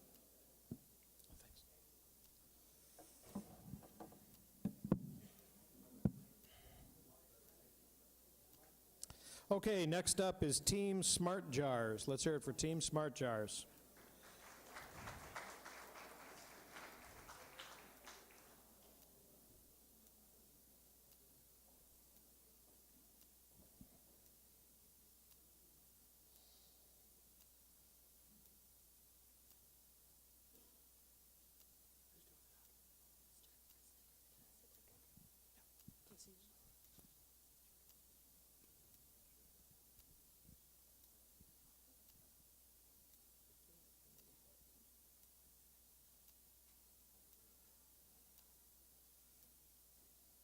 Okay, whenever you're ready. Good evening, everyone. I'm Thomas Magic. I'm Juliana Masney. I'm Sophie Zure. And I'm Talia Nacarado. And we're grade 11 students from Holy Names Catholic High School. Okay, imagine your child comes home from school after you spent the day at work and says, Mom, Dad, so-and-so's birthday party's tomorrow. We have to get his gift. Now, you're probably wondering, why did my child wait last minute to get a gift? Well, sit right back and enjoy the show because our group has the product to solve your gifting problem. Our solution. So our solution is customized mason jars filled with everyday items that you would choose. Our jars are convenient and perfect for any situation. We're great for gift giving, and you can also use it as a gift for yourself. So in situations where you do not have any time to find a gift, that's what we're perfect for, and that's why we make our jars. Our jars are very affordable, and they're guaranteed to rid you of your problems when buying a gift. So here we have a few examples of our prototype mason or smart jars. So on the left is a sanitary jar, and it has small products that you can use to maintain your personal hygiene. In the middle, we have a birthday jar, which would be used as a gift to friends or family for their birthday, which have small little gifts inside them. And the last one is the school jar, which would have all the school supplies you need when it's back to school season and you don't have time to get all of them. So some key elements are as the following. They are convenient and beneficial for yourself because they include all your essential toiletries. They are great for gift giving if you are indecisive in purchasing a gift, and they save time and avoid trouble from you going out and rushing and stressing to find that gift. Okay, with our mason jars, we're going to have various different prices. So we're going to start off with our value mason jars, which would list from $10 to $20. And then we'd have our moderate smart jars, which would list from $20 to $50. And then our premium smart jars, which would be $50 and up. For promotion, we will be using social media platforms such as Twitter, Snapchat, Facebook, and Instagram to further endorse our product, as well as posters, online websites, and kiosks in the mall. Okay, I'm afraid you're over your time limit there. Very good job, Team Smart Jars. So do we buy these, what do we do? Buy them by the case, or why, when I have a supply on hand, if it's the last minute, how does it work? Basically, like, you would buy them like individually because it's like a gift, right? So like you'd buy like in a kiosk, which would be like the fastest way to buy. You go to the mall, you buy it, you pick it up. Or if like you had a couple days to buy it, like let's say a day or two, you could buy it online. So it's only you only. But buy aren't it we at the online. same problem in that it's the night before and I don't have a gift and you're making me go get one? Isn't it the same issue, just a different gift option as opposed to a solution? Well, for our jar, it has everything you need compacted in one, which is like the main problem people have when trying to look for gifts and when they don't have much time. People have to look for certain different components to put a gift together, whereas we have it all in one jar. How do you make this not the candle or mug of generic gifts? Well, like if you see like a mason jar has like a lot of things in it. So let's say you want to buy your friend makeup. It would have all these makeup products in it, whether it's like a mascara, a concealer, a lipstick, which is a lot cooler than just getting someone flowers or something like that. Like it's cool, it's different. And I know mason jars, I'm saying mason jars are very popular now. I know a lot of people like them and they're just a fun way to Okay, logistics is always a challenge. How do you get your product to your customer? our customers. Okay, so in order to get our products to our customers, we will have kiosks in the mall if they want to come in and get them. But if they do have days where they know that they have a birthday party or something to attend and they do want one of our products, then we will have online websites in order to purchase them. Have you made any yet or sold any? I guess is a better question. Over there, we just like showed it Yeah. around. If you want to, it's over there. I got it. It's over there. Okay, so basically that wouldn't have like everything you have, but like that's something we would put in it. So like let's say we were like selling a makeup jar. We'd put like all the makeup products that you might want. Like again, as I said, the lipstick, mascara, concealer. I know like you girls, like you ladies, like to wear makeup and have all that like fun Have stuff. you sold one yet, though? No, Not yet. Okay, what would you be using the $2,500 for if you were successful tonight? Okay, so we would use the $2,500 for like our startup. So we would buy the mason jars and we'd buy like some of the products that we would use. So probably like the value jars because startup, and then as we progress, we would go to the more expensive ones.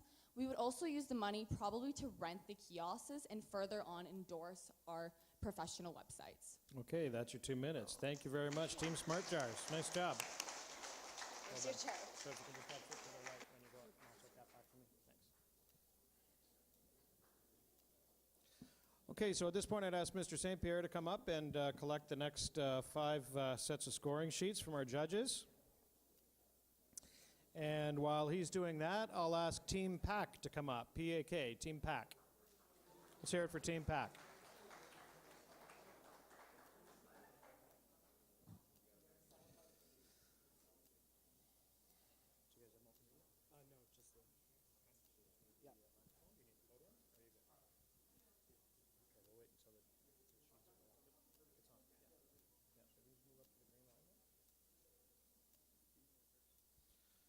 Okay, gentlemen, anytime you're ready. Okay. Hello, my name's Alex Hossack. I'm Dallas Anderson. I'm Evan Ferguson. And the product we made is the pack. So what the pack is, it's a container that you can contain equipment in, like tape, laces, and wax. This is made for the hockey player. As us as athletes tried to solve a problem of having an unorganized bag, we always were scrambling through our bag last minute at practice or during a game trying to find those things that you need. So the price of our product is going to be $24.99. What this includes is 3 rolls of tape, black tape, white tape, and sock tape, Howie's hockey wax, and then your choice of laces. With a purchase of a refillable card at $5, this gives you a credit of 5 refills at $17 with our product. And then we would like to market this at local arenas, and then also there's a Riverside tournament coming up soon. We would like to advertise there. We also have a pending agreement with Piranha's Hockey World to produce and sell our product. And yeah, here's Evan. If we were given the grant tonight, we're looking to do 3 things with our product. First off, we're putting it right into our product. So supplies and products that are in the bag. And we're looking to finish our model of the bag. And then secondly is our marketing with local hockey arenas and local stores, and our pending agreement with Piranha's, which is one of the biggest stores biggest hockey stores in Windsor. And thirdly, we are looking to branch off into other sports as as the off season comes in hockey, May, June in the summer, we're looking to go into other sports like baseball, lacrosse, and everything in between. Are you guys ready as athletes to get more prepared with the pack? So how did you decide that the 3 tapes, and how did you decide those 4 or 5 things that are really the items you always miss in your hockey bag? So basically, us as hockey players, we trying to look at what we need in our bag at all times, and we all need, whether it's us or somebody else in the dressing room that needs it, you have it organized in that pack so you can just take it out. No searching through your bag. You have your tape. You have those extra laces in case you're in a game and one breaks. You have that wax for your stick and other things like that. So what does it look like? So we're thinking is with this $2,500, we want to kind of go towards designing a very efficient box for it to fit everything nicely and make sure that it is compact and easy to store inside your bag. Do you have any like diagrams or something like that? Not with us right now, sorry. Could this be a smart jar? I guess, yeah, if you take it in Could that this be a direction. could this be a partnership? Could this be an extension of a smart jar? This could be an extension of the smart card for sports equipment. All right, so I take my grandsons to play hockey, and I can't find anything in their bags. How am I going to find your little box in a hockey bag? So because it keeps everything organized and compact, we will have it available with Velcro on the back of it to go to the side of the bags, or you can also use it to, there's going to be a hook at the top where you can string it to any packages. I think this is another partnership with the box. Absolutely. No one got that. So does the word pack, is it an acronym? Yes, it stands for Player Accessory Kit. Player assessment? Player Accessory Kit. Okay, thank you. Further questions? All right, thanks, guys. Nice job.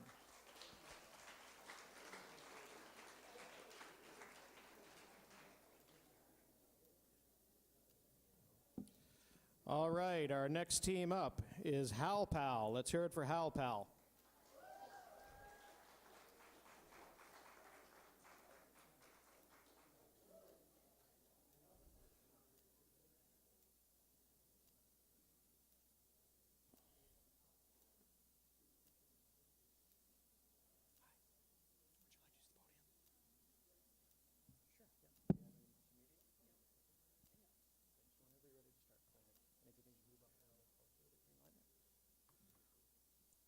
"20 seconds, 10 seconds, even 5 seconds. This is can sometimes mean the difference between someone's life and death. In the event of a cardiac arrest or any other cardiac problem, every second counts while looking to get medical attention. It's very crucial that it happens immediately. This is why I, Taylor McQueen, am here to present to you the idea for the Hal Pal. So the Hal Pal is an app that you could download on your phone, and it would be linked to your Fitbit or Apple Watch. So your Fitbit and your Apple Watch has a technology that can measure your heart rate, and it would send your heart rate to the Hal Pal app, where you could check your heart rate at any time throughout your day. And with some personal information that you put in, your Hal Pal would be able to notify you and alert you if there's any abnormal changes or any problems with your heart rate. And in the event of a cardiac arrest, it would be able to call the emergency services for you, just in case no one's around or there's no way for you to get help, because it is really crucial that you get help immediately in that situation. So we would be marketing this for anyone that has a family history of heart problems, or anyone that just wants that peace of mind to know that if something were to happen to them, they would have that extra backup plan that would reach out for them. So we would be, the Hal Pal app would be free to download, and then you'd pay 99 cents per month to have the service. And we would market through social media and also through physicians telling their patients that it might be a good idea to have that extra backup plan, like if something were to happen, because we all know cardiac arrests can happen to anyone. So you never know when one's coming, so it's always good to have that extra backup plan. Thank you for listening, and if you have any questions, I'll be happy to answer them. Okay. My first question is, who's actually monitoring this information and to take action in case there's a problem? Well, the Apple Watch and the Fitbits have the technology to measure the heart rate, and then it would just get sent to the app, and then you can just check it yourself to see if it's normal, and like it would alert you if it's not normal. Like we would have to get the approval. Well, it's not a for third-party monitoring. Like if you're having a heart attack, I don't think you're going to check whether you're having a heart No, attack. if you're having the heart attack, it will know, and it'll like call the ambulance for you. How would you get physicians on board to endorse this?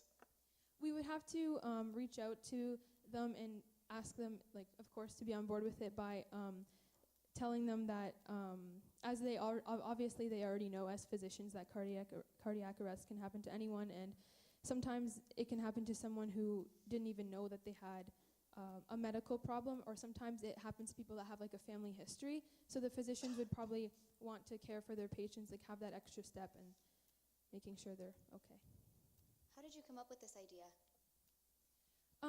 We do hear a lot of stories, like even locally, where people will suddenly die because of a cardiac arrest. I know personally I have an acquaintance who witnessed someone just collapse with a cardiac arrest, no family history, nothing, and he was just running on the treadmill and he was down, and so something had to be done immediately to save his life. Luckily his life was saved, but like had my acquaintance not been around, he might not have lived. So that's why we really feel that it's important to have the HALPAL, because if no one's around, it'll get help for you. What's the acronym stand for? Healthy, active life. Any other questions? A little bit about the cost. So 99 cents, and that just provides us an ongoing service. Yes, it would be 99 cents per month, yeah. So how many users would it take for you to make the revenue that you want off of this?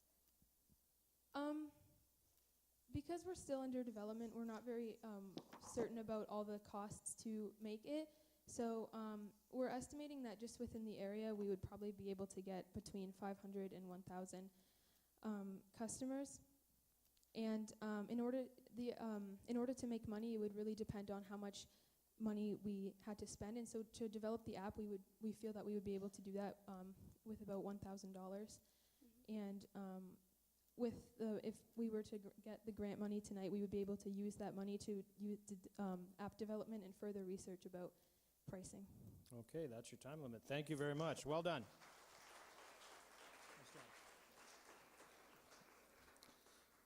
Okay, our next group up is called K911. Let's hear it for K911.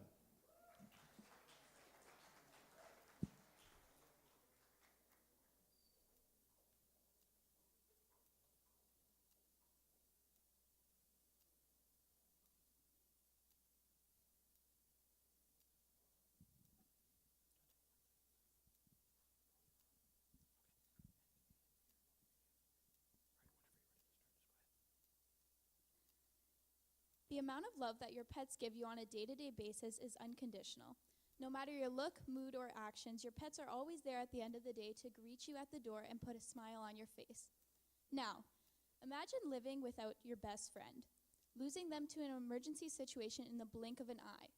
Well, K911 is here to ease that stress off your shoulders. I'm Sophie Pardo. I'm Belle Surratt. I'm Jess Scott. And I'm Sydney Selesky, and we are the CEOs of K911. Our organization is a 24-hour domestic animal ambulance and helpline when needed. We find it beneficial for pet owners who are unable to get their pet to somewhere to get help, or injured pets help at any time. With this $2,500, we plan to get in contact with multiple veterinarian clinics and hospitals in and around the city so that we're able to kickstart our organization successfully.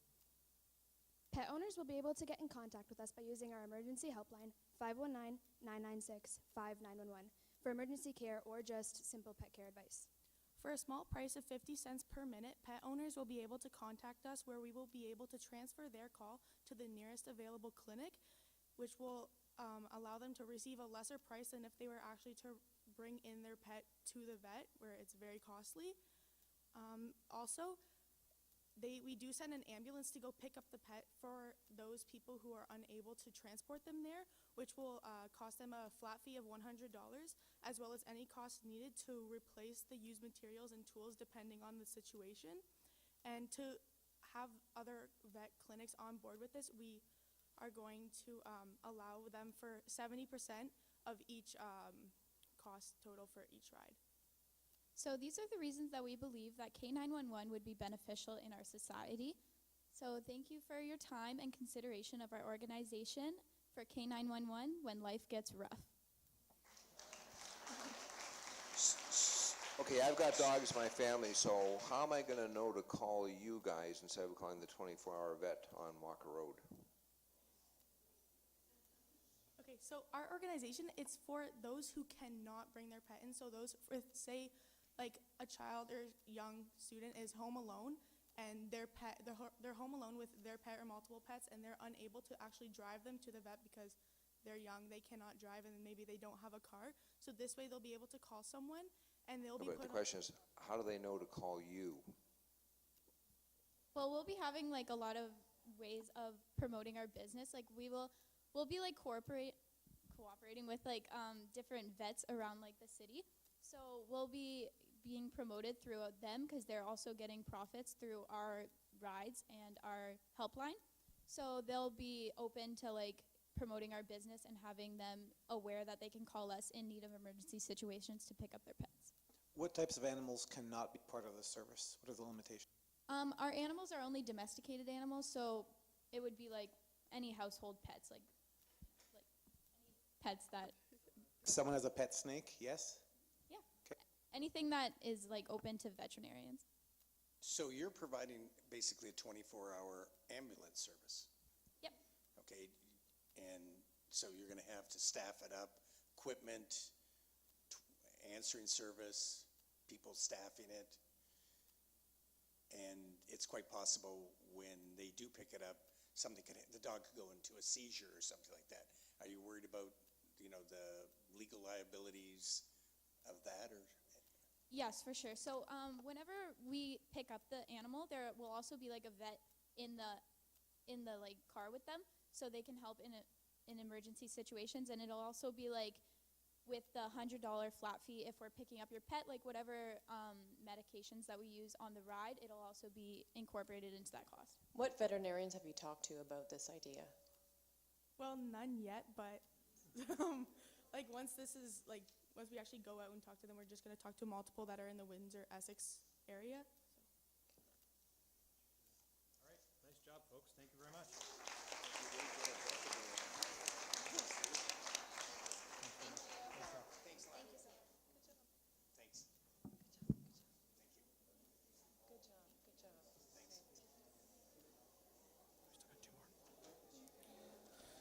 Okay, our next group up is Tailgate Barbecue. Sounds like fun. Tailgate Barbecue.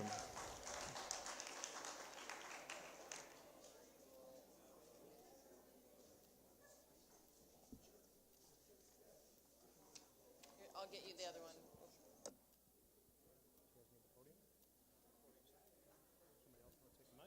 Do you have multimedia?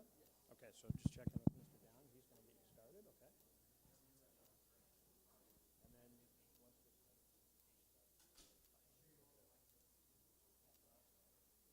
Whenever you're ready. Yep. Hi, I'm Eddie Vololta. These are my colleagues Stefano Rinaldi, Tim Patton, and Andrew Horkey, and we're Tailgate Barbecue, King of the Grill. Now, the problem we're solving with the Tailgate Barbecue is that normal barbecues that you just put in your truck can cause serious injury, and because you have propane just laying around, could cause damage to your vehicle and could also cause harm to other people around you, like family members that you want to protect. Now, the solution, we have created a portable setup that hooks onto the hitch of your tailgate, and it allows you to pull down the tailgate and have the barbecue set up right for you. So it's easy, it's portable, and it's sleek, and it's cost effective. You may be asking yourself, what are some of the benefits of this tailgate barbecue? It's cheap. You're not going to be spending a lot of money. We're looking to retail it around $20. It's convenient, and it adds more fun to your party. You just slap your tailgate down, and you're ready to grill. Thank you. All right, so in conclusion, the Tailgate Barbecue offers an affordable solution to the everyday tailgating market and solves the issue of physical strain and pain. So basically our marketing plan is to go to a local hardware store such as Home Depot or somewhere, and we would buy our products from them. So our normal product would be the part that attaches to the tailgate, and it's consisted of PVC pipe and some wood that we would lay across it and attach to it, and it snaps right onto the back of your tailgate. And from that, we can attach the barbecue onto it, which you can just flip down, and your barbecue is right there on the back of your tailgate ready to go. And this would cost us about $30 to make, and we would sell it for around $90. Thank you for listening. Any questions? I think you might have a little bit of pricing confusion. So at first it was 20, now we're up to 90. Okay.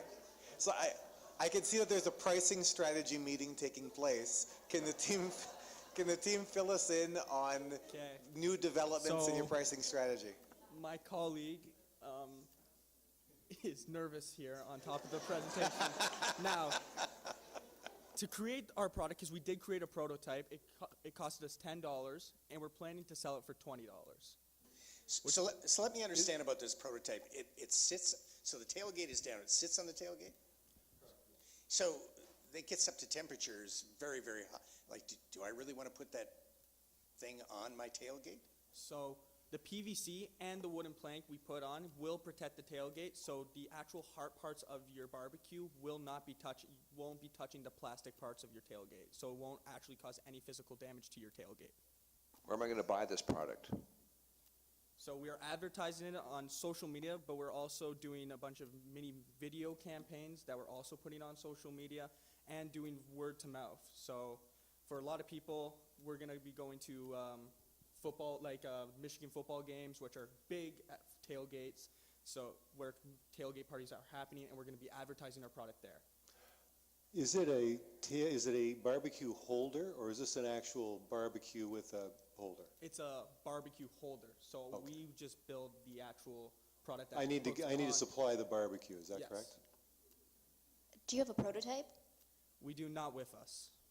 But have you made one and tested We it? have built a prototype, and it's in our video, our marketing video that we had. If you're successful in receiving the grant today, what will you be using the funds for? So we're going to be using the grant money to buy our parts in bulk, so we can limit the price that we buy our product or buy our parts to create our product.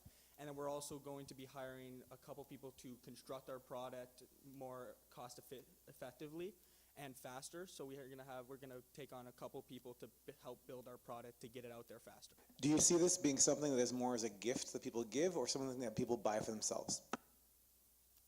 I feel like it could possibly be a gift, especially if you're having a dad that you don't know what to buy for Christmas. It's a brilliant idea, if he goes and he loves his football and loves stuff like that. So it would be a great idea for a Christmas gift or any gift, really. Awesome. Thanks very much. Nice job. Thank you.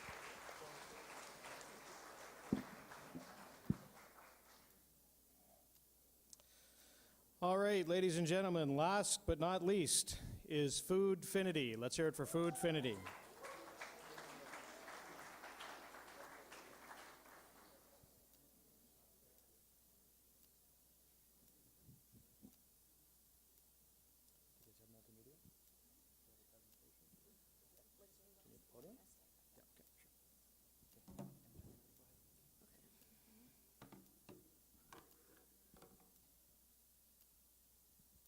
Good evening. I'm Angelina Morrow. And I'm Josephina Johanna, and we're Foodfinity.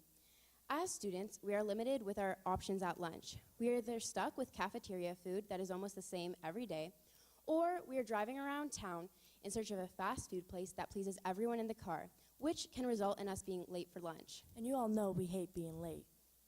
So we have a solution for all of these problems, something that can ensure us in class on time, and with a smile on our face since we've just received an excellent lunch. How is this possible, you may ask? Well, let me tell you about Foodfinity. Foodfinity is a student and community-focused food service that will deliver a wide variety of lunches to the students in the Catholic District Board. So let's begin with our pricing. So it'll be about $6 for a small lunch and $8 for a regular lunch. Parents can prepay for these lunches and the amount of meals that the students will get will be given to them on a card, so that this can help us keep track of how much money we need to be spending on our food. So this sounds pretty straightforward. So how do we get the Windsor community on board with this? It's simple. We get them involved. That's right. Our menus will be community-based. By contracting with local organizations and restaurants, we can have a large variety of food. So for example, we might have Kaboto Club one day, and another day might be Thai Palace. But since we're in a Catholic school board, we'll put a little twist on it. We'll be asking local churches that have proper kitchen facilities for their volunteers there to also help make food. So our whole community is happy knowing that we're providing our students healthy homemade food. We've created a vast network of staff and volunteers to help us with this. They will both support and promote our service. This is beneficial for all the local organizations because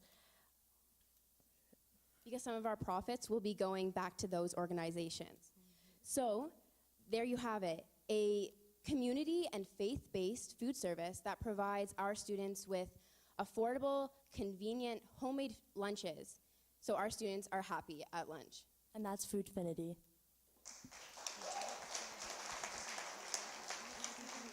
How is this different than Uber Eats? Pardon? How is this different than Uber Eats? Well, we'll be providing for students at high schools at lunch. For like Uber Eats, you have to have, like, it's not with the school. It's not at the school at the time, and like we'll be providing our food in bulk for like a lot of students. For the food being made at the churches and everything, how are you controlling for allergies, peanut allergies? What types of kitchens is the food being prepared in? Well, the kitchens, they should already be inspected by the health unit. We'll be asking that if we're going to the churches. And if not, we can get them inspected by the health unit. But when you said about like allergies, vegetarian plans, that can all be sorted out with what kind of meal plan you get. If it's a small vegetarian, a nut allergy, we can accommodate to that. How are you getting the food to the students? Well, we were thinking to start off, we might have a reliable vehicle, and eventually when our business grows, to a food truck. What is your involvement in the business? Are you just going to be managing? Are you going to be making more sales? We're going to be managing, so like going to these churches, for example, giving this presentation to the congregation, or even going to local businesses like Kaboto and working out a deal with them to buy their food in bulk. Any idea what the margins will be with your $6 to $8? Like how much money you'll actually net, because food is expensive? Yeah, so we're looking to make, for the small food plan, like, okay, so first to start off, we want each lunch to be about $4, like roughly the cost. So for the small, we'll be making $2 in profit, and then for the large, we could be making $4 in profit. And that's just for like purchasing, since we can work out deals, like I said, buying in bulk. But for the churches, like if you take example like a loaf of bread, that's like $2, and some lunch meat, you can make 15 sandwiches out of that for like $2, $3. When do pre-orders have to be made by? Well, we're looking at making them in the beginning of the school year for the majority of them, but So I have to tell you at the beginning of the school year what I want to eat for the year? No, that's what we're saying. We're saying that you can buy a certain amount of lunches, and you can choose which lunches you want, where we're going to have our meal plan like 2 weeks ahead of time.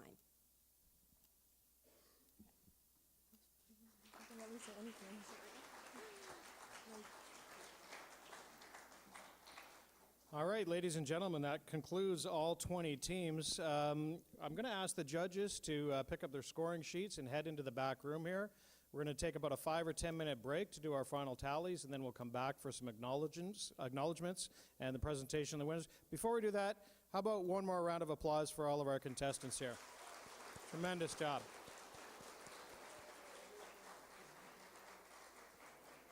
All right, we'll see you in about 5 or 10 minutes. Thank you.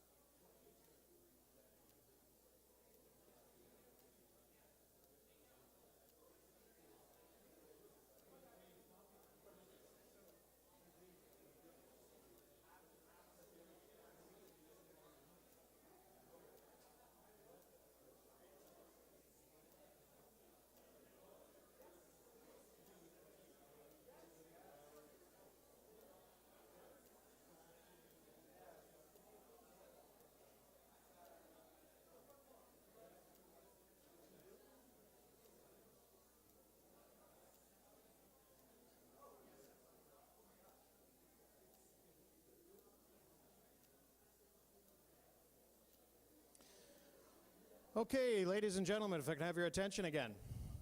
Looks like everybody's getting back into the room and getting settled. We're going to get into announcing our top performers in the competition tonight. Before we do that, though, there are quite a few people here that we have to acknowledge that contributed to the first ever WEC Students Incorporated competition that I'd really like to thank. First of all, a big round of applause for all our competitors for this competition. It takes a tremendous amount of courage for students to come up in front of these people and do what you did, and your level of confidence was unbelievable. Excellent job. Thanks to all the parents who are here tonight supporting their students in this endeavor. A big round of applause for our esteemed panel of judges, and Colleen has some nice tokens of appreciation for all of our judges here that she's going to hand out. These students wouldn't be able to do what they do without the teachers who are here supporting them tonight. And there's some business teachers.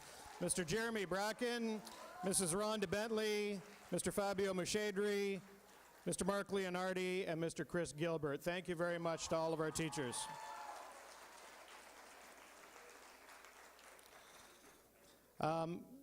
Thanks very much to the University of Windsor for supporting our students leading up to the competition. You, Windsor? I'd also like to thank the good people at WE TV who are live streaming the event tonight. Thank you very much. If you enjoyed the food, the beverage, and refreshments out front, that was all courtesy of Diane Nematella and the culinary students at Assumption.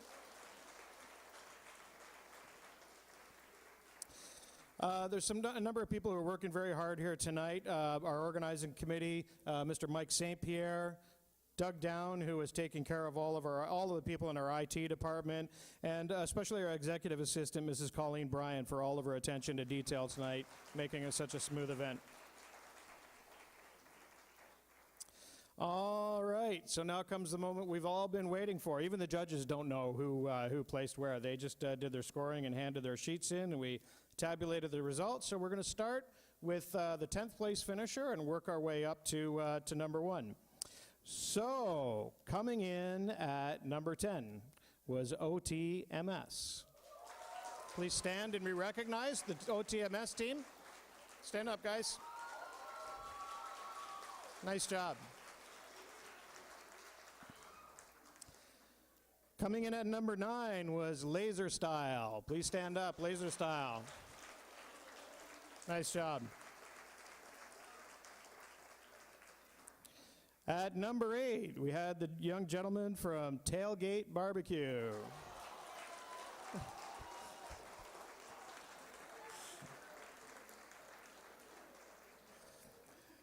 At number 7, we had Scholar Select.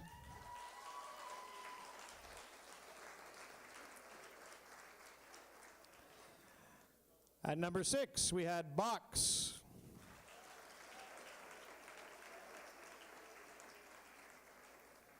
Number 5, we had Pack, P-A-K, Pack.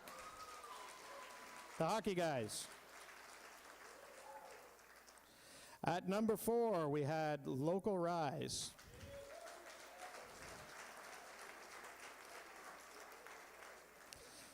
Number 3 were Team Smart Jars. Nice job. Number 2, Pushing for Knowledge. And at this point, I'd call up Executive Superintendent Dan Pfister to make the presentation to the number 1 team, and I'll ask you to come front when I call your name. Core Fix. Come on up, guys.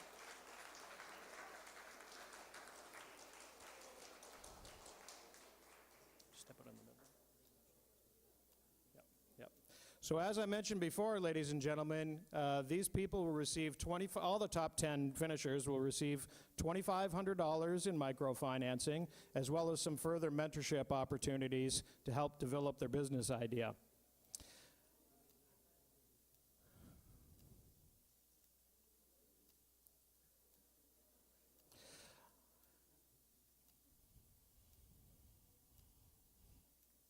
Another big round of applause for our friends from Corfix. Nicely done. They'll also receive copies of Mr. Petty's book, Dream Job.